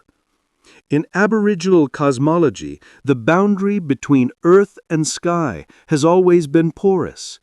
Beings travel between worlds, leaving signs and teachings. When modern witnesses describe lights that descend, linger, and vanish, they're unknowingly echoing patterns of thought older than civilization itself. Anthropologist Philip Jones once wrote that the outback sky remains a canvas of stories, ancient and new alike. In this sense, UFOs are simply the latest form of dreamtime, not replacing the old, but adding another layer to it. The human need for wonder. In the end, what keeps the phenomenon alive isn't proof or evidence, it's wonder. The feeling of standing under a night sky so wide it swallows thought, and realizing that we still don't know everything. That humility is woven into the Australian character, practical but open, skeptical but curious. Even today, travelers pull over on the Stuart Highway to stare at strange lights. Some will swear it's aircraft, others visitors from elsewhere. Both are right, in a way, because what matters isn't what's really up there. It's the mystery itself and what it says about us. For decades, the stories of the outback skies have shaped how Australians think about secrecy, science, and their place in the universe. But now the focus shifts again from campfire talk to hard data. Scientific explanations, what meteorology, geology, and optics say, and where the gaps are. For every mysterious light seen above the outback, there's someone with a notebook, a telescope, or a data logger trying to explain it. Australia's scientists have long approached UFO sightings with a blend of curiosity and caution. They're not dismissive, at least not the good ones, but they insist on evidence. And in the outback, evidence is both everywhere and elusive. The vastness of the land creates conditions few other places on Earth can match. Here, physics itself plays tricks on perception. When locals describe strange orbs moving across the horizon, scientists see an opportunity to study one of nature's most deceptive light shows, the product of heat, dust, and distance. Mirage and atmospheric refraction. The outback's shimmering air can turn the ordinary into the uncanny. On a summer afternoon, ground temperatures can exceed 50 degrees Celsius, while the air a few meters above is 20 degrees cooler. This temperature gradient bends light, a process called refraction. As light from distant objects passes through these layers, it curves, creating illusions, floating cars, upside-down mountains, even lights that seem to hover or move against the wind. At night, the process reverses. Warm air trapped above cooler ground creates what meteorologists call an inversion layer. Headlights from vehicles hundreds of kilometers away can refract through this invisible lens, appearing as glowing orbs suspended above the horizon. It's a perfect match for many Outback UFO reports, especially the famous Min lights of Queensland and the Northern Territory.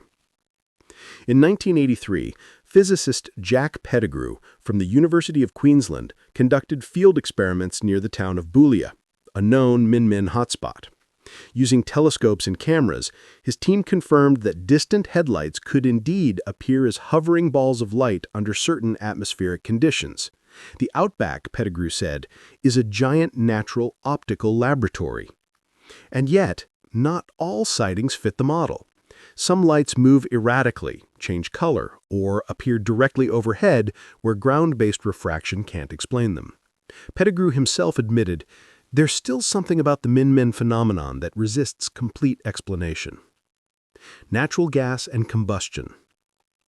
Another popular theory involves bioluminescence and gas ignition.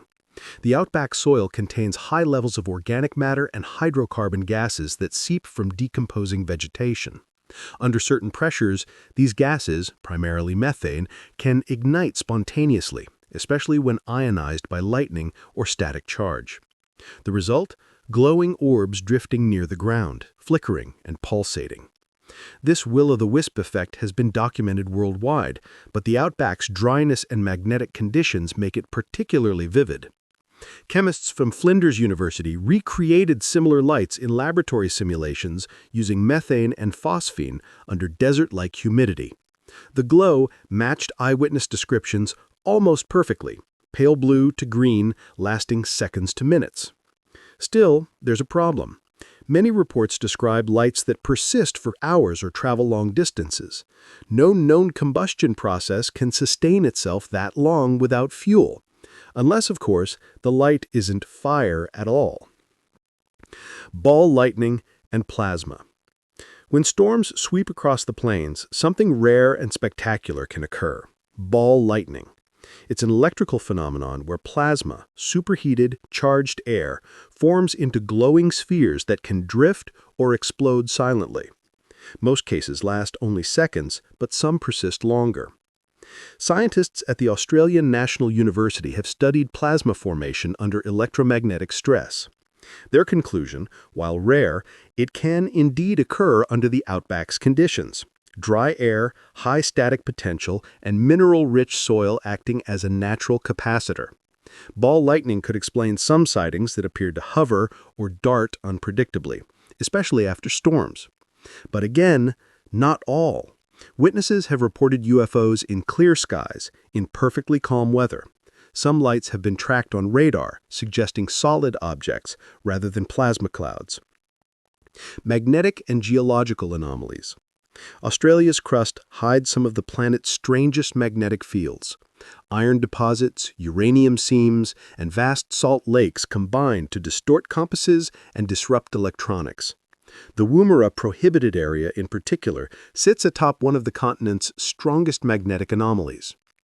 Geophysicists believe these anomalies can generate electromagnetic discharges invisible to the naked eye until they interact with dust, gas, or even human perception. Research at Curtin University has linked magnetic field fluctuations to reports of Earth lights, luminous phenomena similar to those seen before earthquakes in other parts of the world. It's possible, then, that at least some Outback UFOs are literally the Earth's energy made visible, electromagnetic stress bleeding into light. Human perception and the desert mind. Psychologists studying remote area phenomena often focus on the human factor. Isolation, fatigue, and sensory deprivation can heighten perception or distort it. Long-haul drivers on monotonous roads experience what's called highway hypnosis, a trance-like state where imagination and reality blur. Under a star-filled sky, even a stationary planet like Venus can seem to move or follow the viewer due to small eye movements. Yet this explanation falls short for multiple witness events, radar corroboration, and close-range encounters. The mind may be prone to illusions, but multiple instruments rarely hallucinate together. The role of technology. Modern sensors, from infrared cameras to satellite feeds, have revolutionized the study of aerial anomalies. Defense analysts now prefer the term UAP, unidentified aerial phenomena, precisely because most sightings eventually have prosaic explanations. Drones, satellites, and atmospheric reentry debris account for a growing share, but a small percentage, roughly 5% according to a 2023 Defense Science and Technology Group summary, remain unexplained.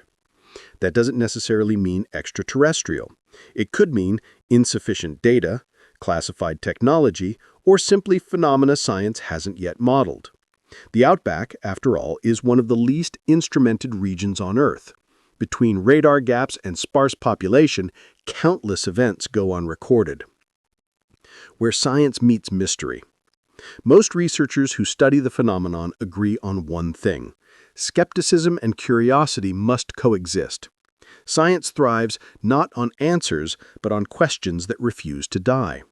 When the data contradicts physics, that's not a failure. It's an invitation. The Australian physicist Paul Davies, now based at Arizona State University, once said, "If alien life ever visited Earth, the Outback would be the first to know. It's the perfect blank canvas, quiet enough to notice anything unusual." His point was metaphorical, but it captures something deeper. The Outback's stillness magnifies the unknown. In the end, the scientific explanations, mirage, gas, plasma, magnetism, psychology, each illuminate part of the mystery, but none dispel it completely. For every light explained, another remains unexplained. For every logical model, there's a witness who swears it moved with intelligence. And so the tension continues between science and story, skeptic and believer, earth and sky. But the modern world has changed the game. The same technology that once hid the truth, satellites, sensors, and encrypted data, may now help reveal it. Across Australia, a new generation of civilian investigators are using drones, telescopes, and open-source radar feeds to chase the lights themselves. Which brings us to the next chapter, the resurgence of curiosity in the digital age, and how social media, smartphones, and citizen science have reignited the hunt for the unknown. The modern rise of interest, social media, drones, and civilian investigations. Once, the only record of strange lights over the Outback was a shaky testimony scribbled on a bar napkin or typed into an RAAF report that might vanish into a filing cabinet. Now, it's pixels, tens of thousands of them, streaming across social media in real time. A single clip filmed on a cracked phone can circle the globe before breakfast. And that's changed everything. In the early 2000s, when the internet reached even the remotest corners of Australia, the old UFO myth gained new fuel. Websites like UFO Research South Australia and AUFON began collecting digital reports, maps, and photographs. Ordinary people, long dismissed by officials, finally had a platform. A farmer from Tennant Creek could upload a clip of a hovering light, and within hours, experts and skeptics from Sydney to Seattle were analyzing it frame by frame. The digital witness. Unlike past generations, today's witnesses don't rely on memory alone. They carry cameras in their pockets. Some of the most intriguing footage of Outback anomalies has come not from scientists or journalists, but from tourists, travelers camping along the Stewart Highway, truckers parked at rest stops, miners finishing a night shift. In 2016, a backpacker named Laura Nguyen filmed 3 bright lights near Wycliffe Well. The orbs formed a perfect triangle, remained stationary for several minutes, then faded one by one. The clip spread rapidly, viewed millions of times. Analysts pointed out that the lights corresponded to no known satellite or aircraft path. Others argued it was a trio of drones performing coordinated maneuvers. The truth remains unresolved, but for many viewers, it was proof enough that something's still out there. Every platform now hosts its share of Outback UFO compilations. Most are easily explained: lens flares, insects, drones, even reflections off car windscreens. Yet buried among the hoaxes and clickbait are a few moments that defy easy dismissal. The sheer volume of footage makes it harder for governments to control the narrative. What once could be buried in classified archives now exists on cloud servers and backup drives in countless homes. Drones and the new confusion. Ironically, the explosion of drone technology has both illuminated and muddied the mystery. Drones can mimic classic UFO traits: silent flight, hovering, sudden acceleration. Rural hobbyists and filmmakers use them for night photography, often unintentionally triggering UFO reports. Police and wildlife agencies deploy them across remote areas for search operations, further complicating identification. This new ambiguity frustrates serious investigators. Every genuine anomaly now competes with 1,000 drones, says researcher Bill Chalker. But it also proves something important. People are watching the skies again. Citizen science and open data. A quiet revolution is unfolding among civilian investigators who combine passion with scientific rigor. The Australian Aerial Phenomena Observatory, AAPO, founded in 2021, uses automated cameras, magnetometers, and weather sensors positioned along major hotspot corridors, from Woomera to Tennant Creek. Their system uploads continuous footage to public databases, allowing anyone to analyze potential anomalies. In 2023, AAPO captured an event near Kubrapidi, showing a fast-moving object accelerating from stationary to over 1,000 kilometers per hour in under 2 seconds, based on frame analysis. The team ruled out aircraft, meteors, or drones. The Defense Department declined to comment. Projects like this blur the boundary between amateur and professional. In the age of open data, ordinary citizens can access satellite imagery, aviation records, and even military flight paths. A generation ago, those resources were off-limits. Now they're just a browser tab away. The role of media and pop culture. Television and streaming have amplified the fascination. Programs like Ancient Aliens, UFO Underdog, and Mysteries of the Outback mix genuine research with entertainment, but their impact is undeniable. They've brought the phenomenon into living rooms nationwide. In 2022, an ABC documentary titled The Pine Gap Enigma interviewed former defense employees who admitted to seeing objects behaving like unknown aircraft. The program stopped short of suggesting extraterrestrial origins, but it reignited public debate. Within weeks, Pine Gap trended on social media for the first time in years. Meanwhile, online communities dissect every frame, every radar blip. Platforms like Reddit host subforums where engineers, pilots, and data analysts collaborate in real time.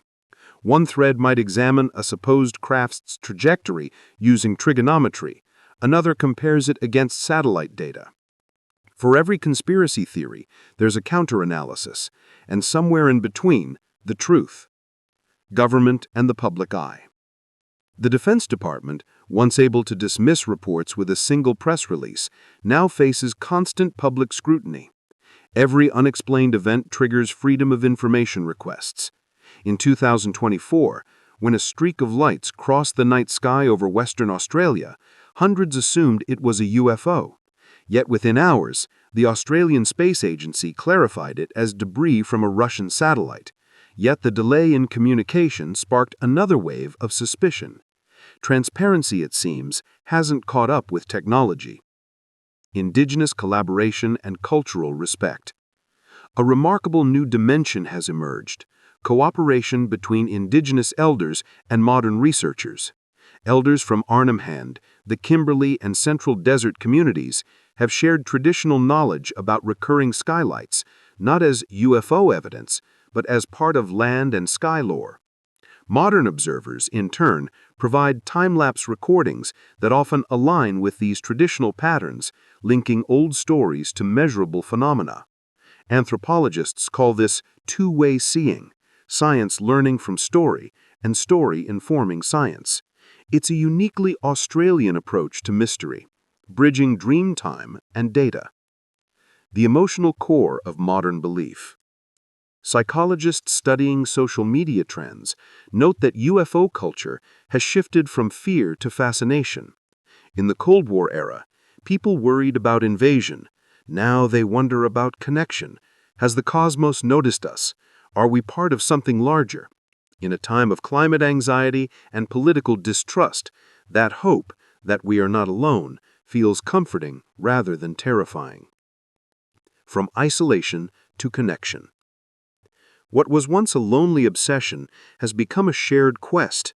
Outback locals who used to fear ridicule now live-stream their skywatching sessions. Backpackers swap sighting coordinates on digital maps. Scientists chat with hobbyists on online forums, bridging worlds as vast as the desert itself. The Outback, once a silent stage, now hums with data. Every phone pointed skyward becomes part of a network of curiosity. And in that web of cameras and consciousness, something remarkable has happened. The mystery has become democratic. But curiosity can also invite risk, physical, psychological, even political. Some who chase these lights find themselves followed instead, by silence, by threats, or by the weight of something they can't explain. Next, we explored the darker side of the search, the dangers for those who've gone too far, the strange disappearances, and the toll of peering too long into the unknown. The risk and the unknown, dangers for experiencers, cover-ups, and psychological impact. Curiosity is a fragile thing. It drives discovery, but in the wrong light, it can also undo the curious. Across the Australian Outback, countless people have looked up and seen something that changed them. For some, it sparked wonder. For others, it sparked fear, a fear that lingers, invisible, long after the lights have vanished. Investigating the unknown has never been entirely safe.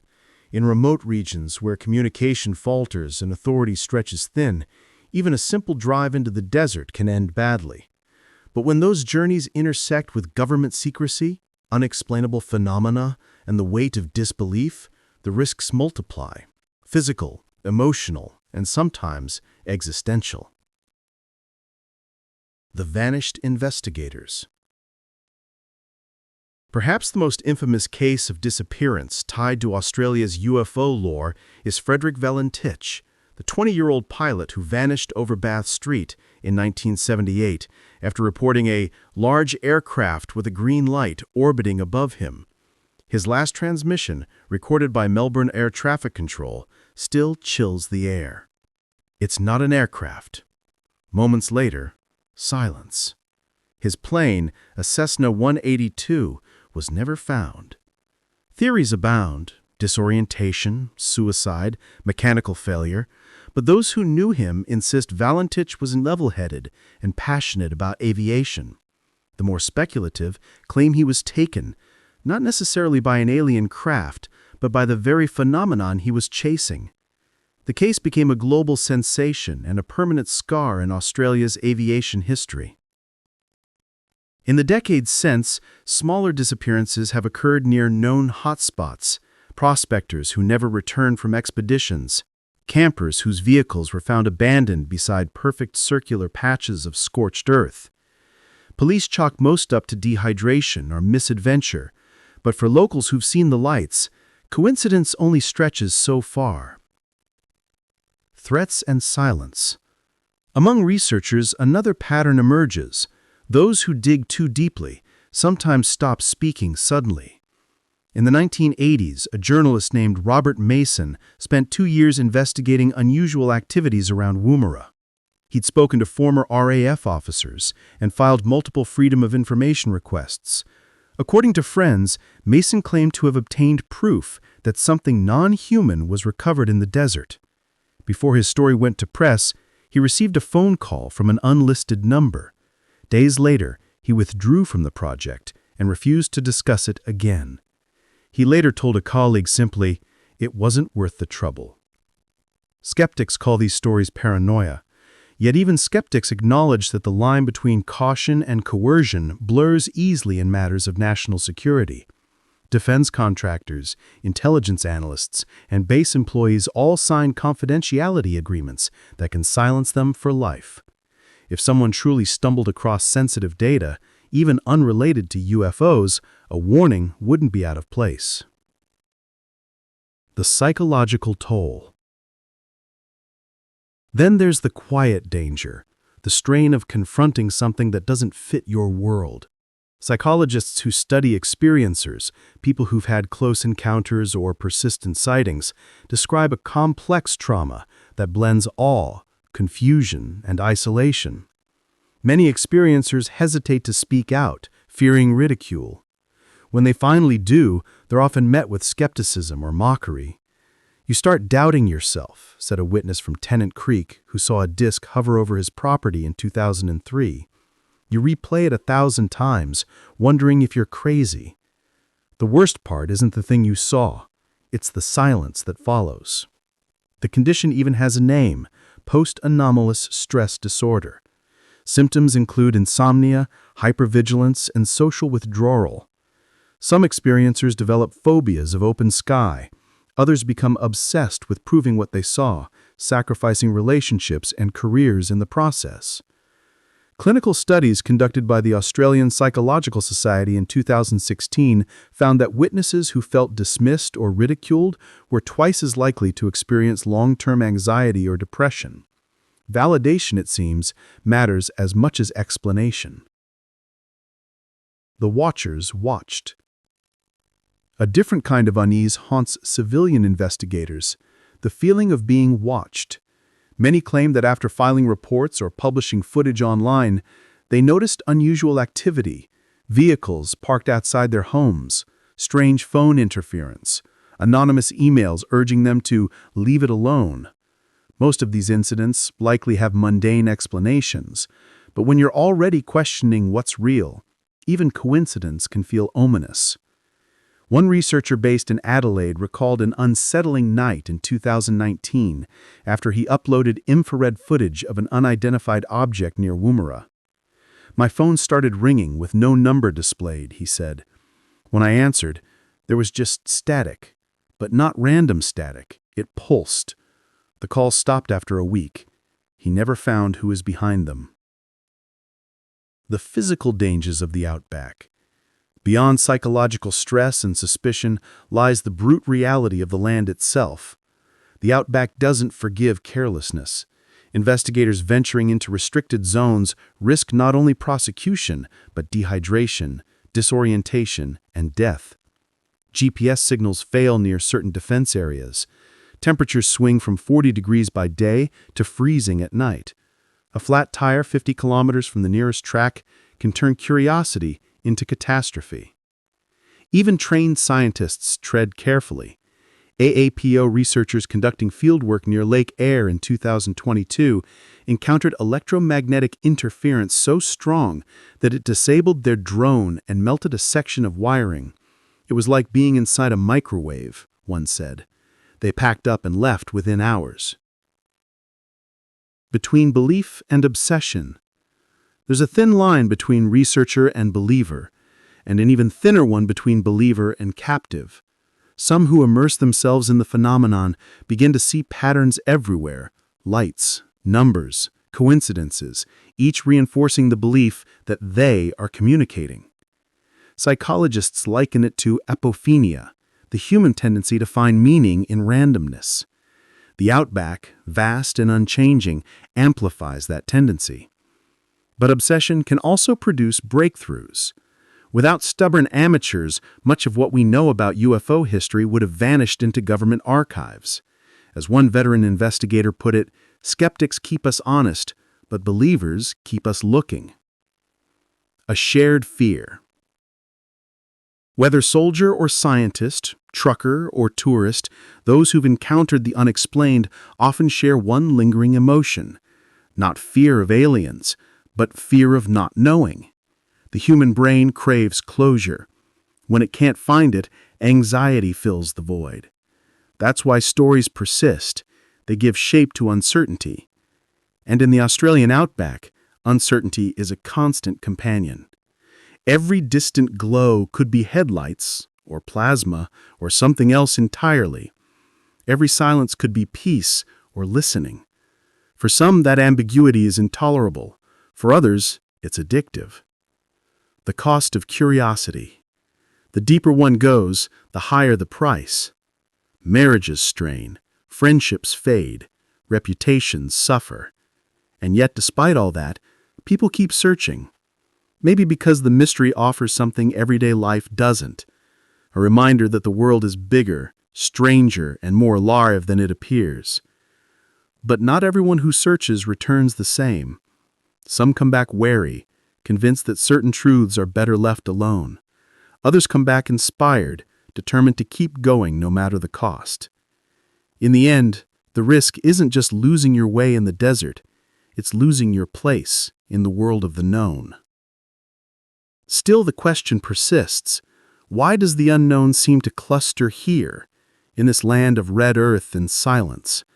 Is there something about the outback itself that draws the phenomenon, or is it simply that its emptiness leaves no one to hide it from? That question leads us deeper still, beyond human witnesses and government secrets, to the possibility that the watchers have their own motives. What if they're here?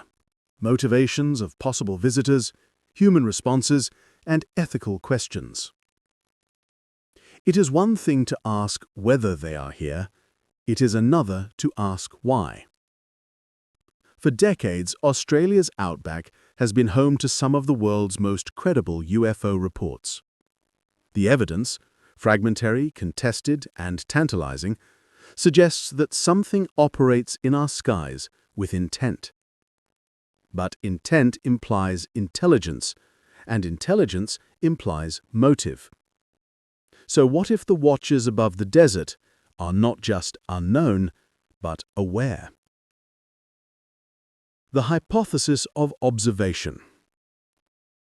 Among scientists and philosophers, one of the most cautious ideas is the observation hypothesis.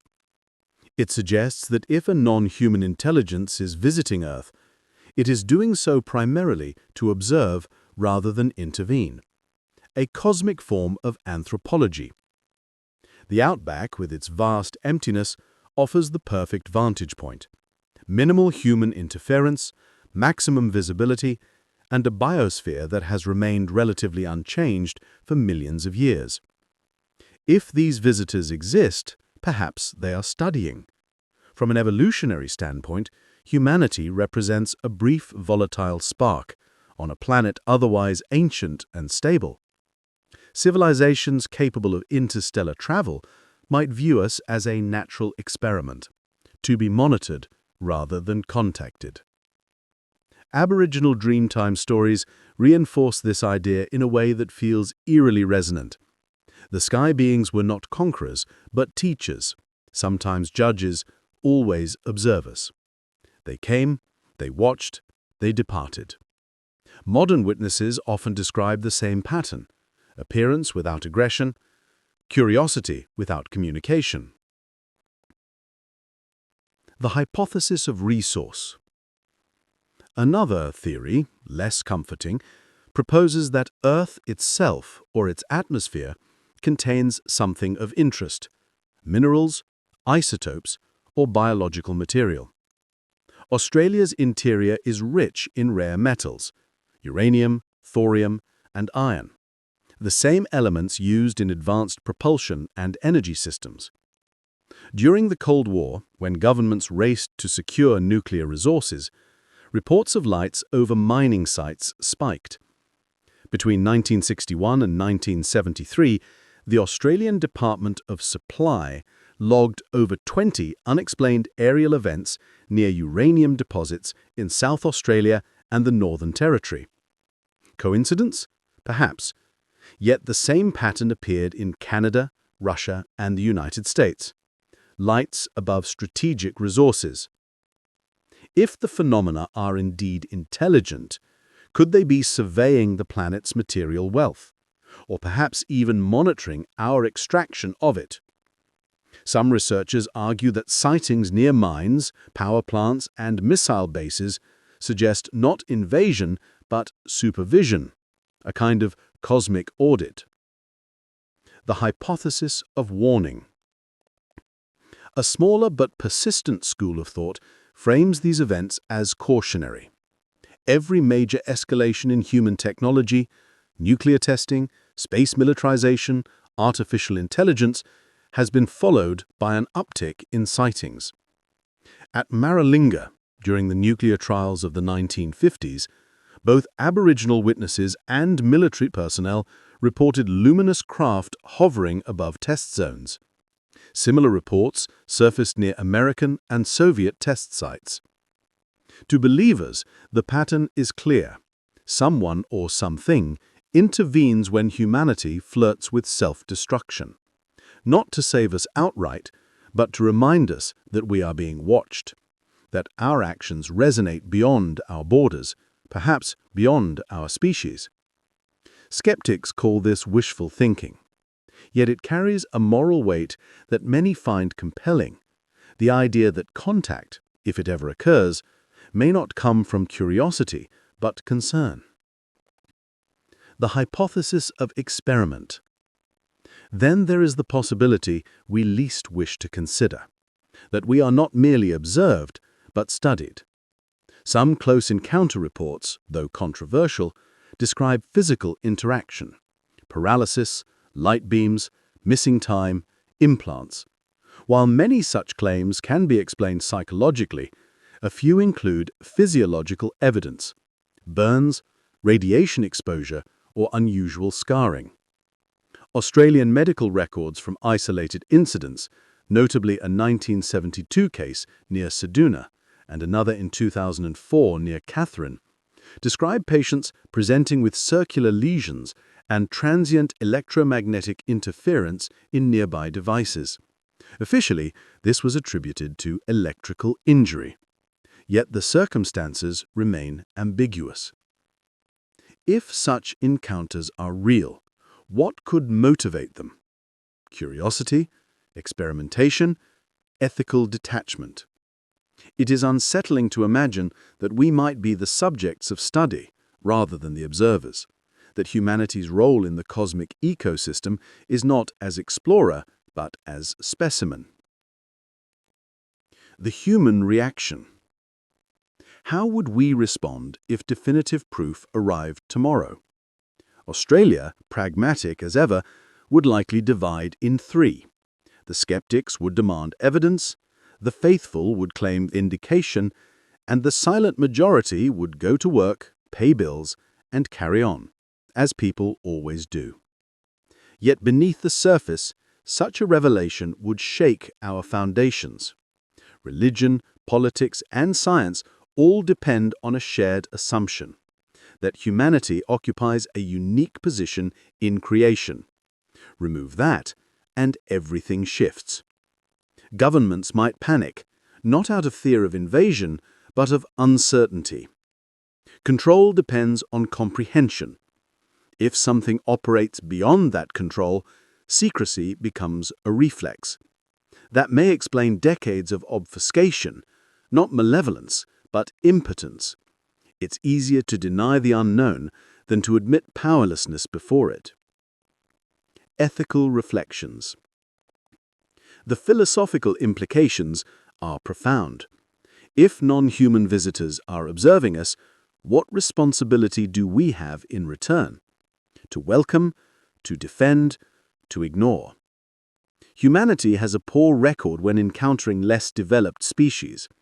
Our history of colonization is one of exploitation masked as curiosity. Should we not expect the same from others?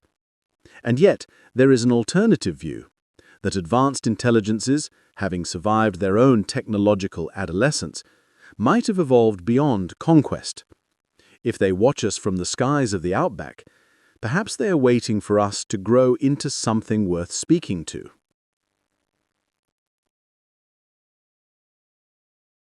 The silence of the skies. Still, the silence remains. No messages, no landings on the lawns of Parliament House.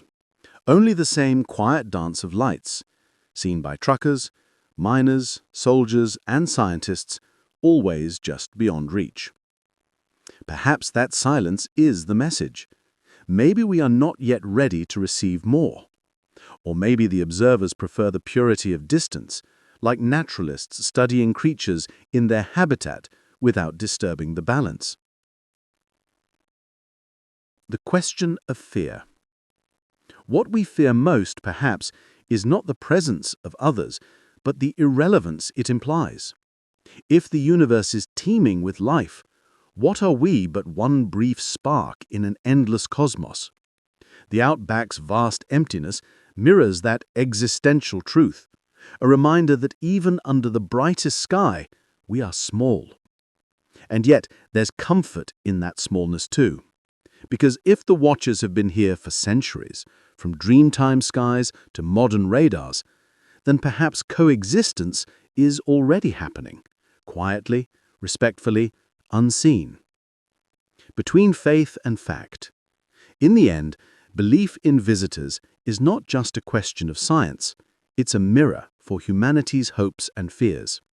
Some look to the stars seeking proof of superiority, that we are worthy of attention. Others seek reassurance that we are not alone. Both impulses are deeply human. Whether these lights are machines, plasma, or consciousness itself, they challenge us to rethink what it means to exist. Maybe that's the real lesson. Not that they are here, but that we are finally ready to look beyond ourselves.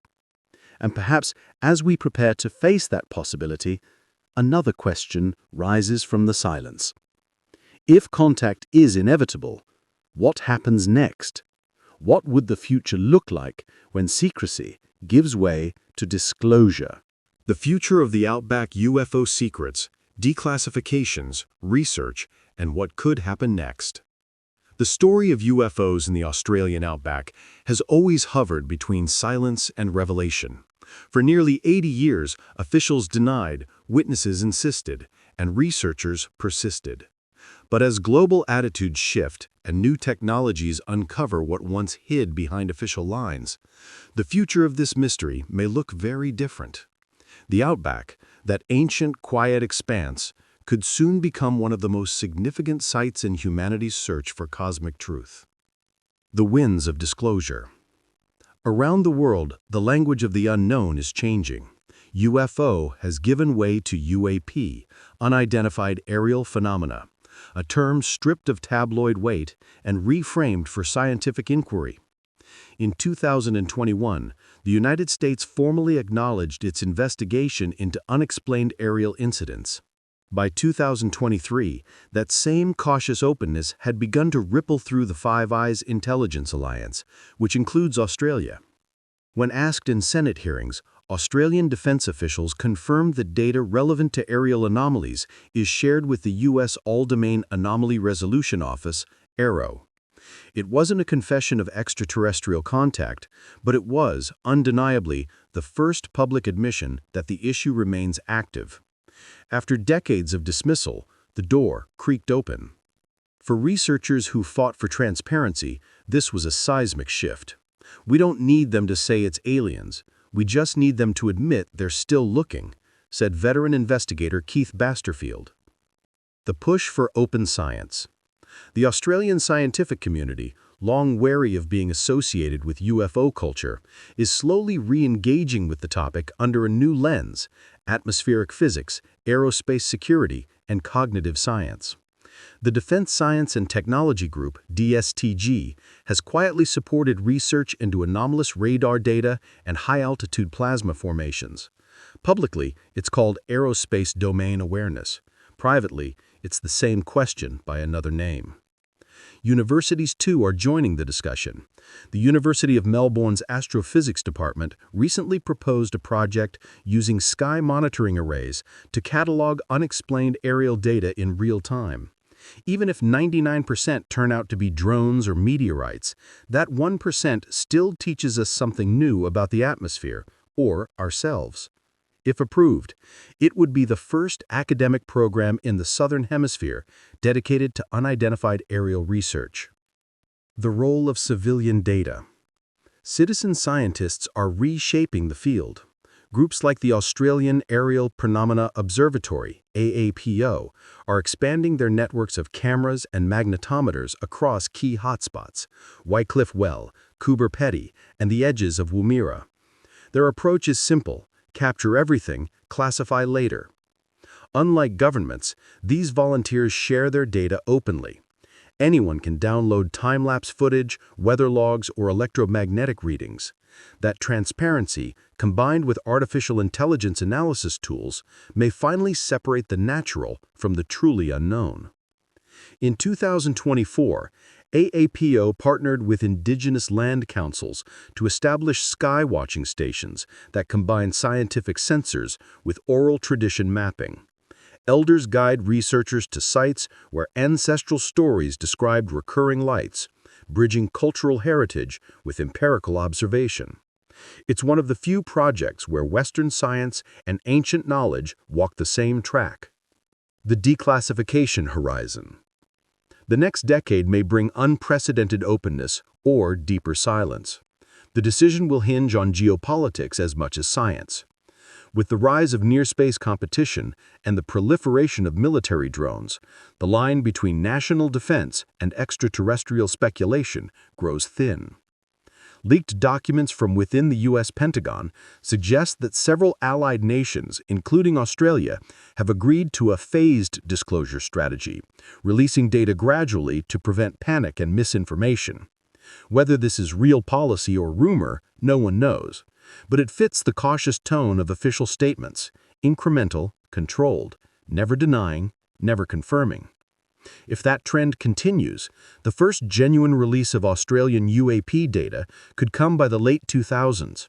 The files might include radar logs, satellite imagery, and field analyses from Pine Gap and Woomera.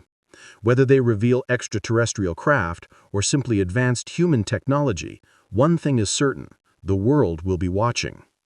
The new ethics of discovery. As the mystery edges closer to daylight, a deeper question emerges.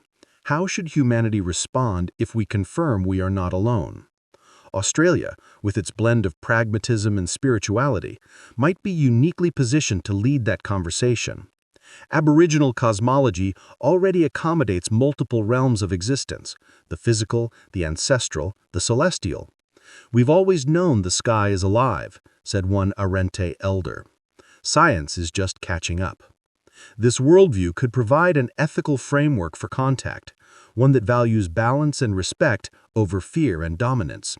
The lesson is simple, yet profound. Not everything that visits must be conquered or categorized.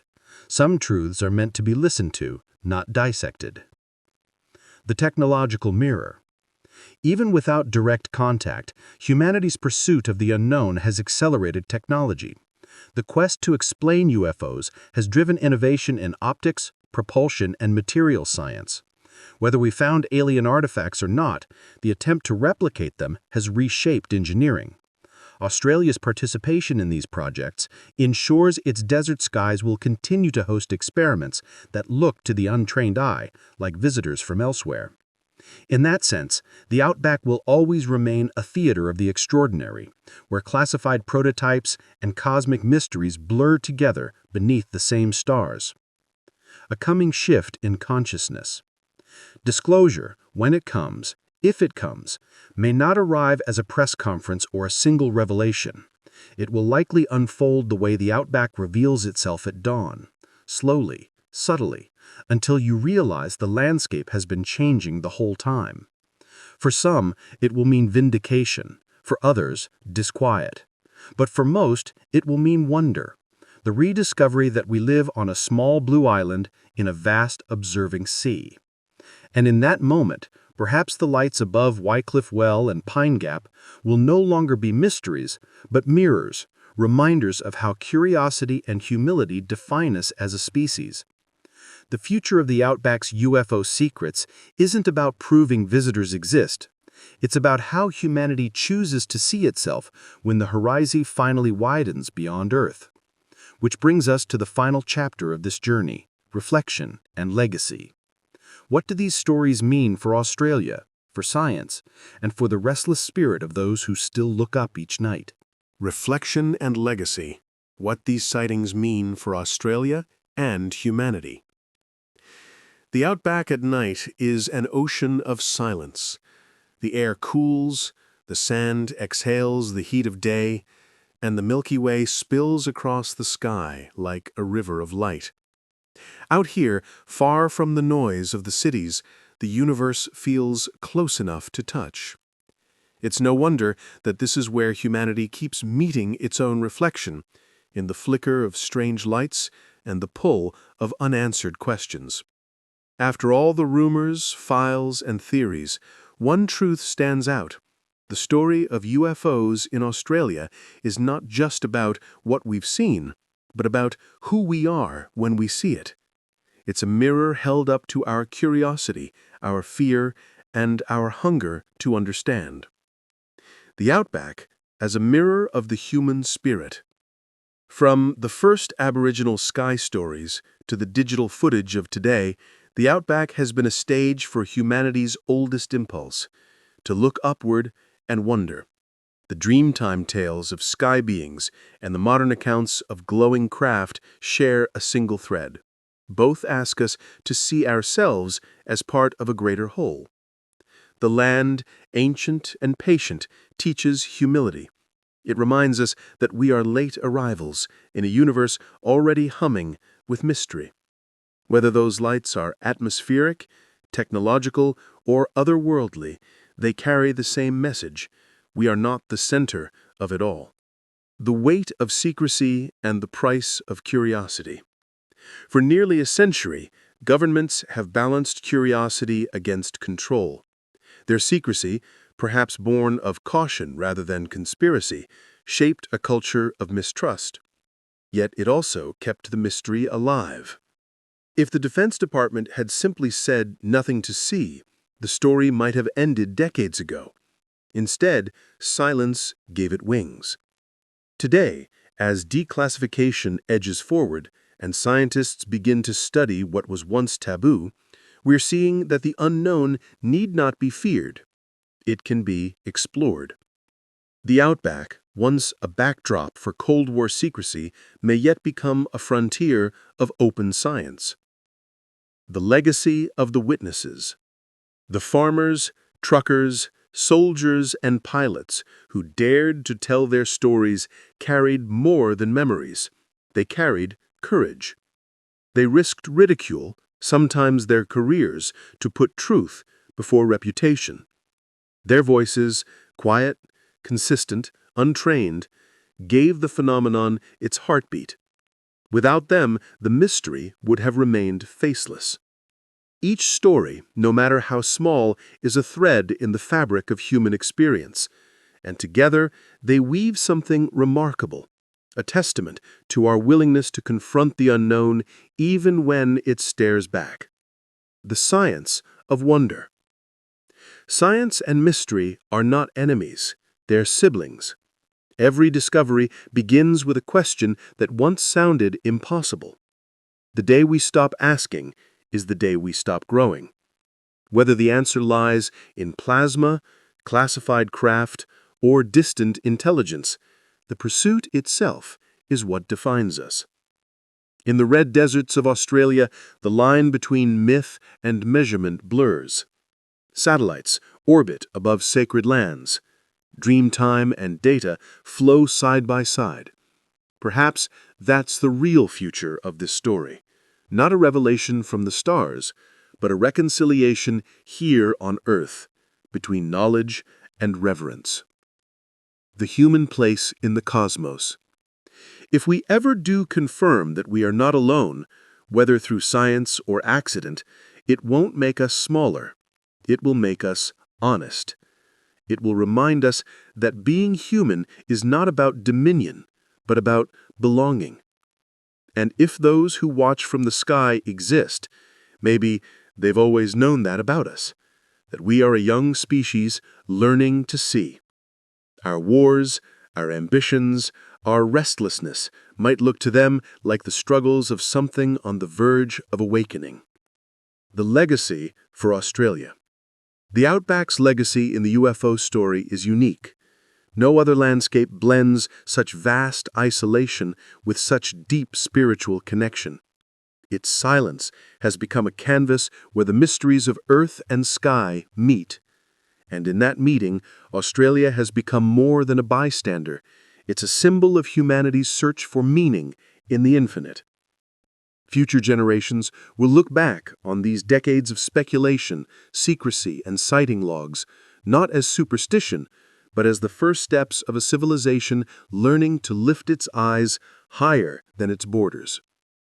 Perhaps the lights above Wycliffe Well, the radar echoes over Woomera, and the stories whispered around roadhouse tables were all fragments of a single truth: that the universe, vast and indifferent, is also curious about us. The quiet ending. So, now as the last stars fade into dawn and the wind sighs through the spinifex, we return to where we began, beneath a sky that has never stopped watching. Maybe the watchers are real. Maybe they're only reflections of our longing. But either way, they've done what great mysteries always do: made us listen, look closer, and remember how small and beautiful we are. Out here on this ancient continent, the horizon never ends, and neither does the story. Thank you for traveling across the red earth and through the mysteries of the Australian night. If you've enjoyed this journey, don't forget to like the video and subscribe before you drift off to sleep. There are always more stories waiting under the stars, and somewhere out there, perhaps someone listening back.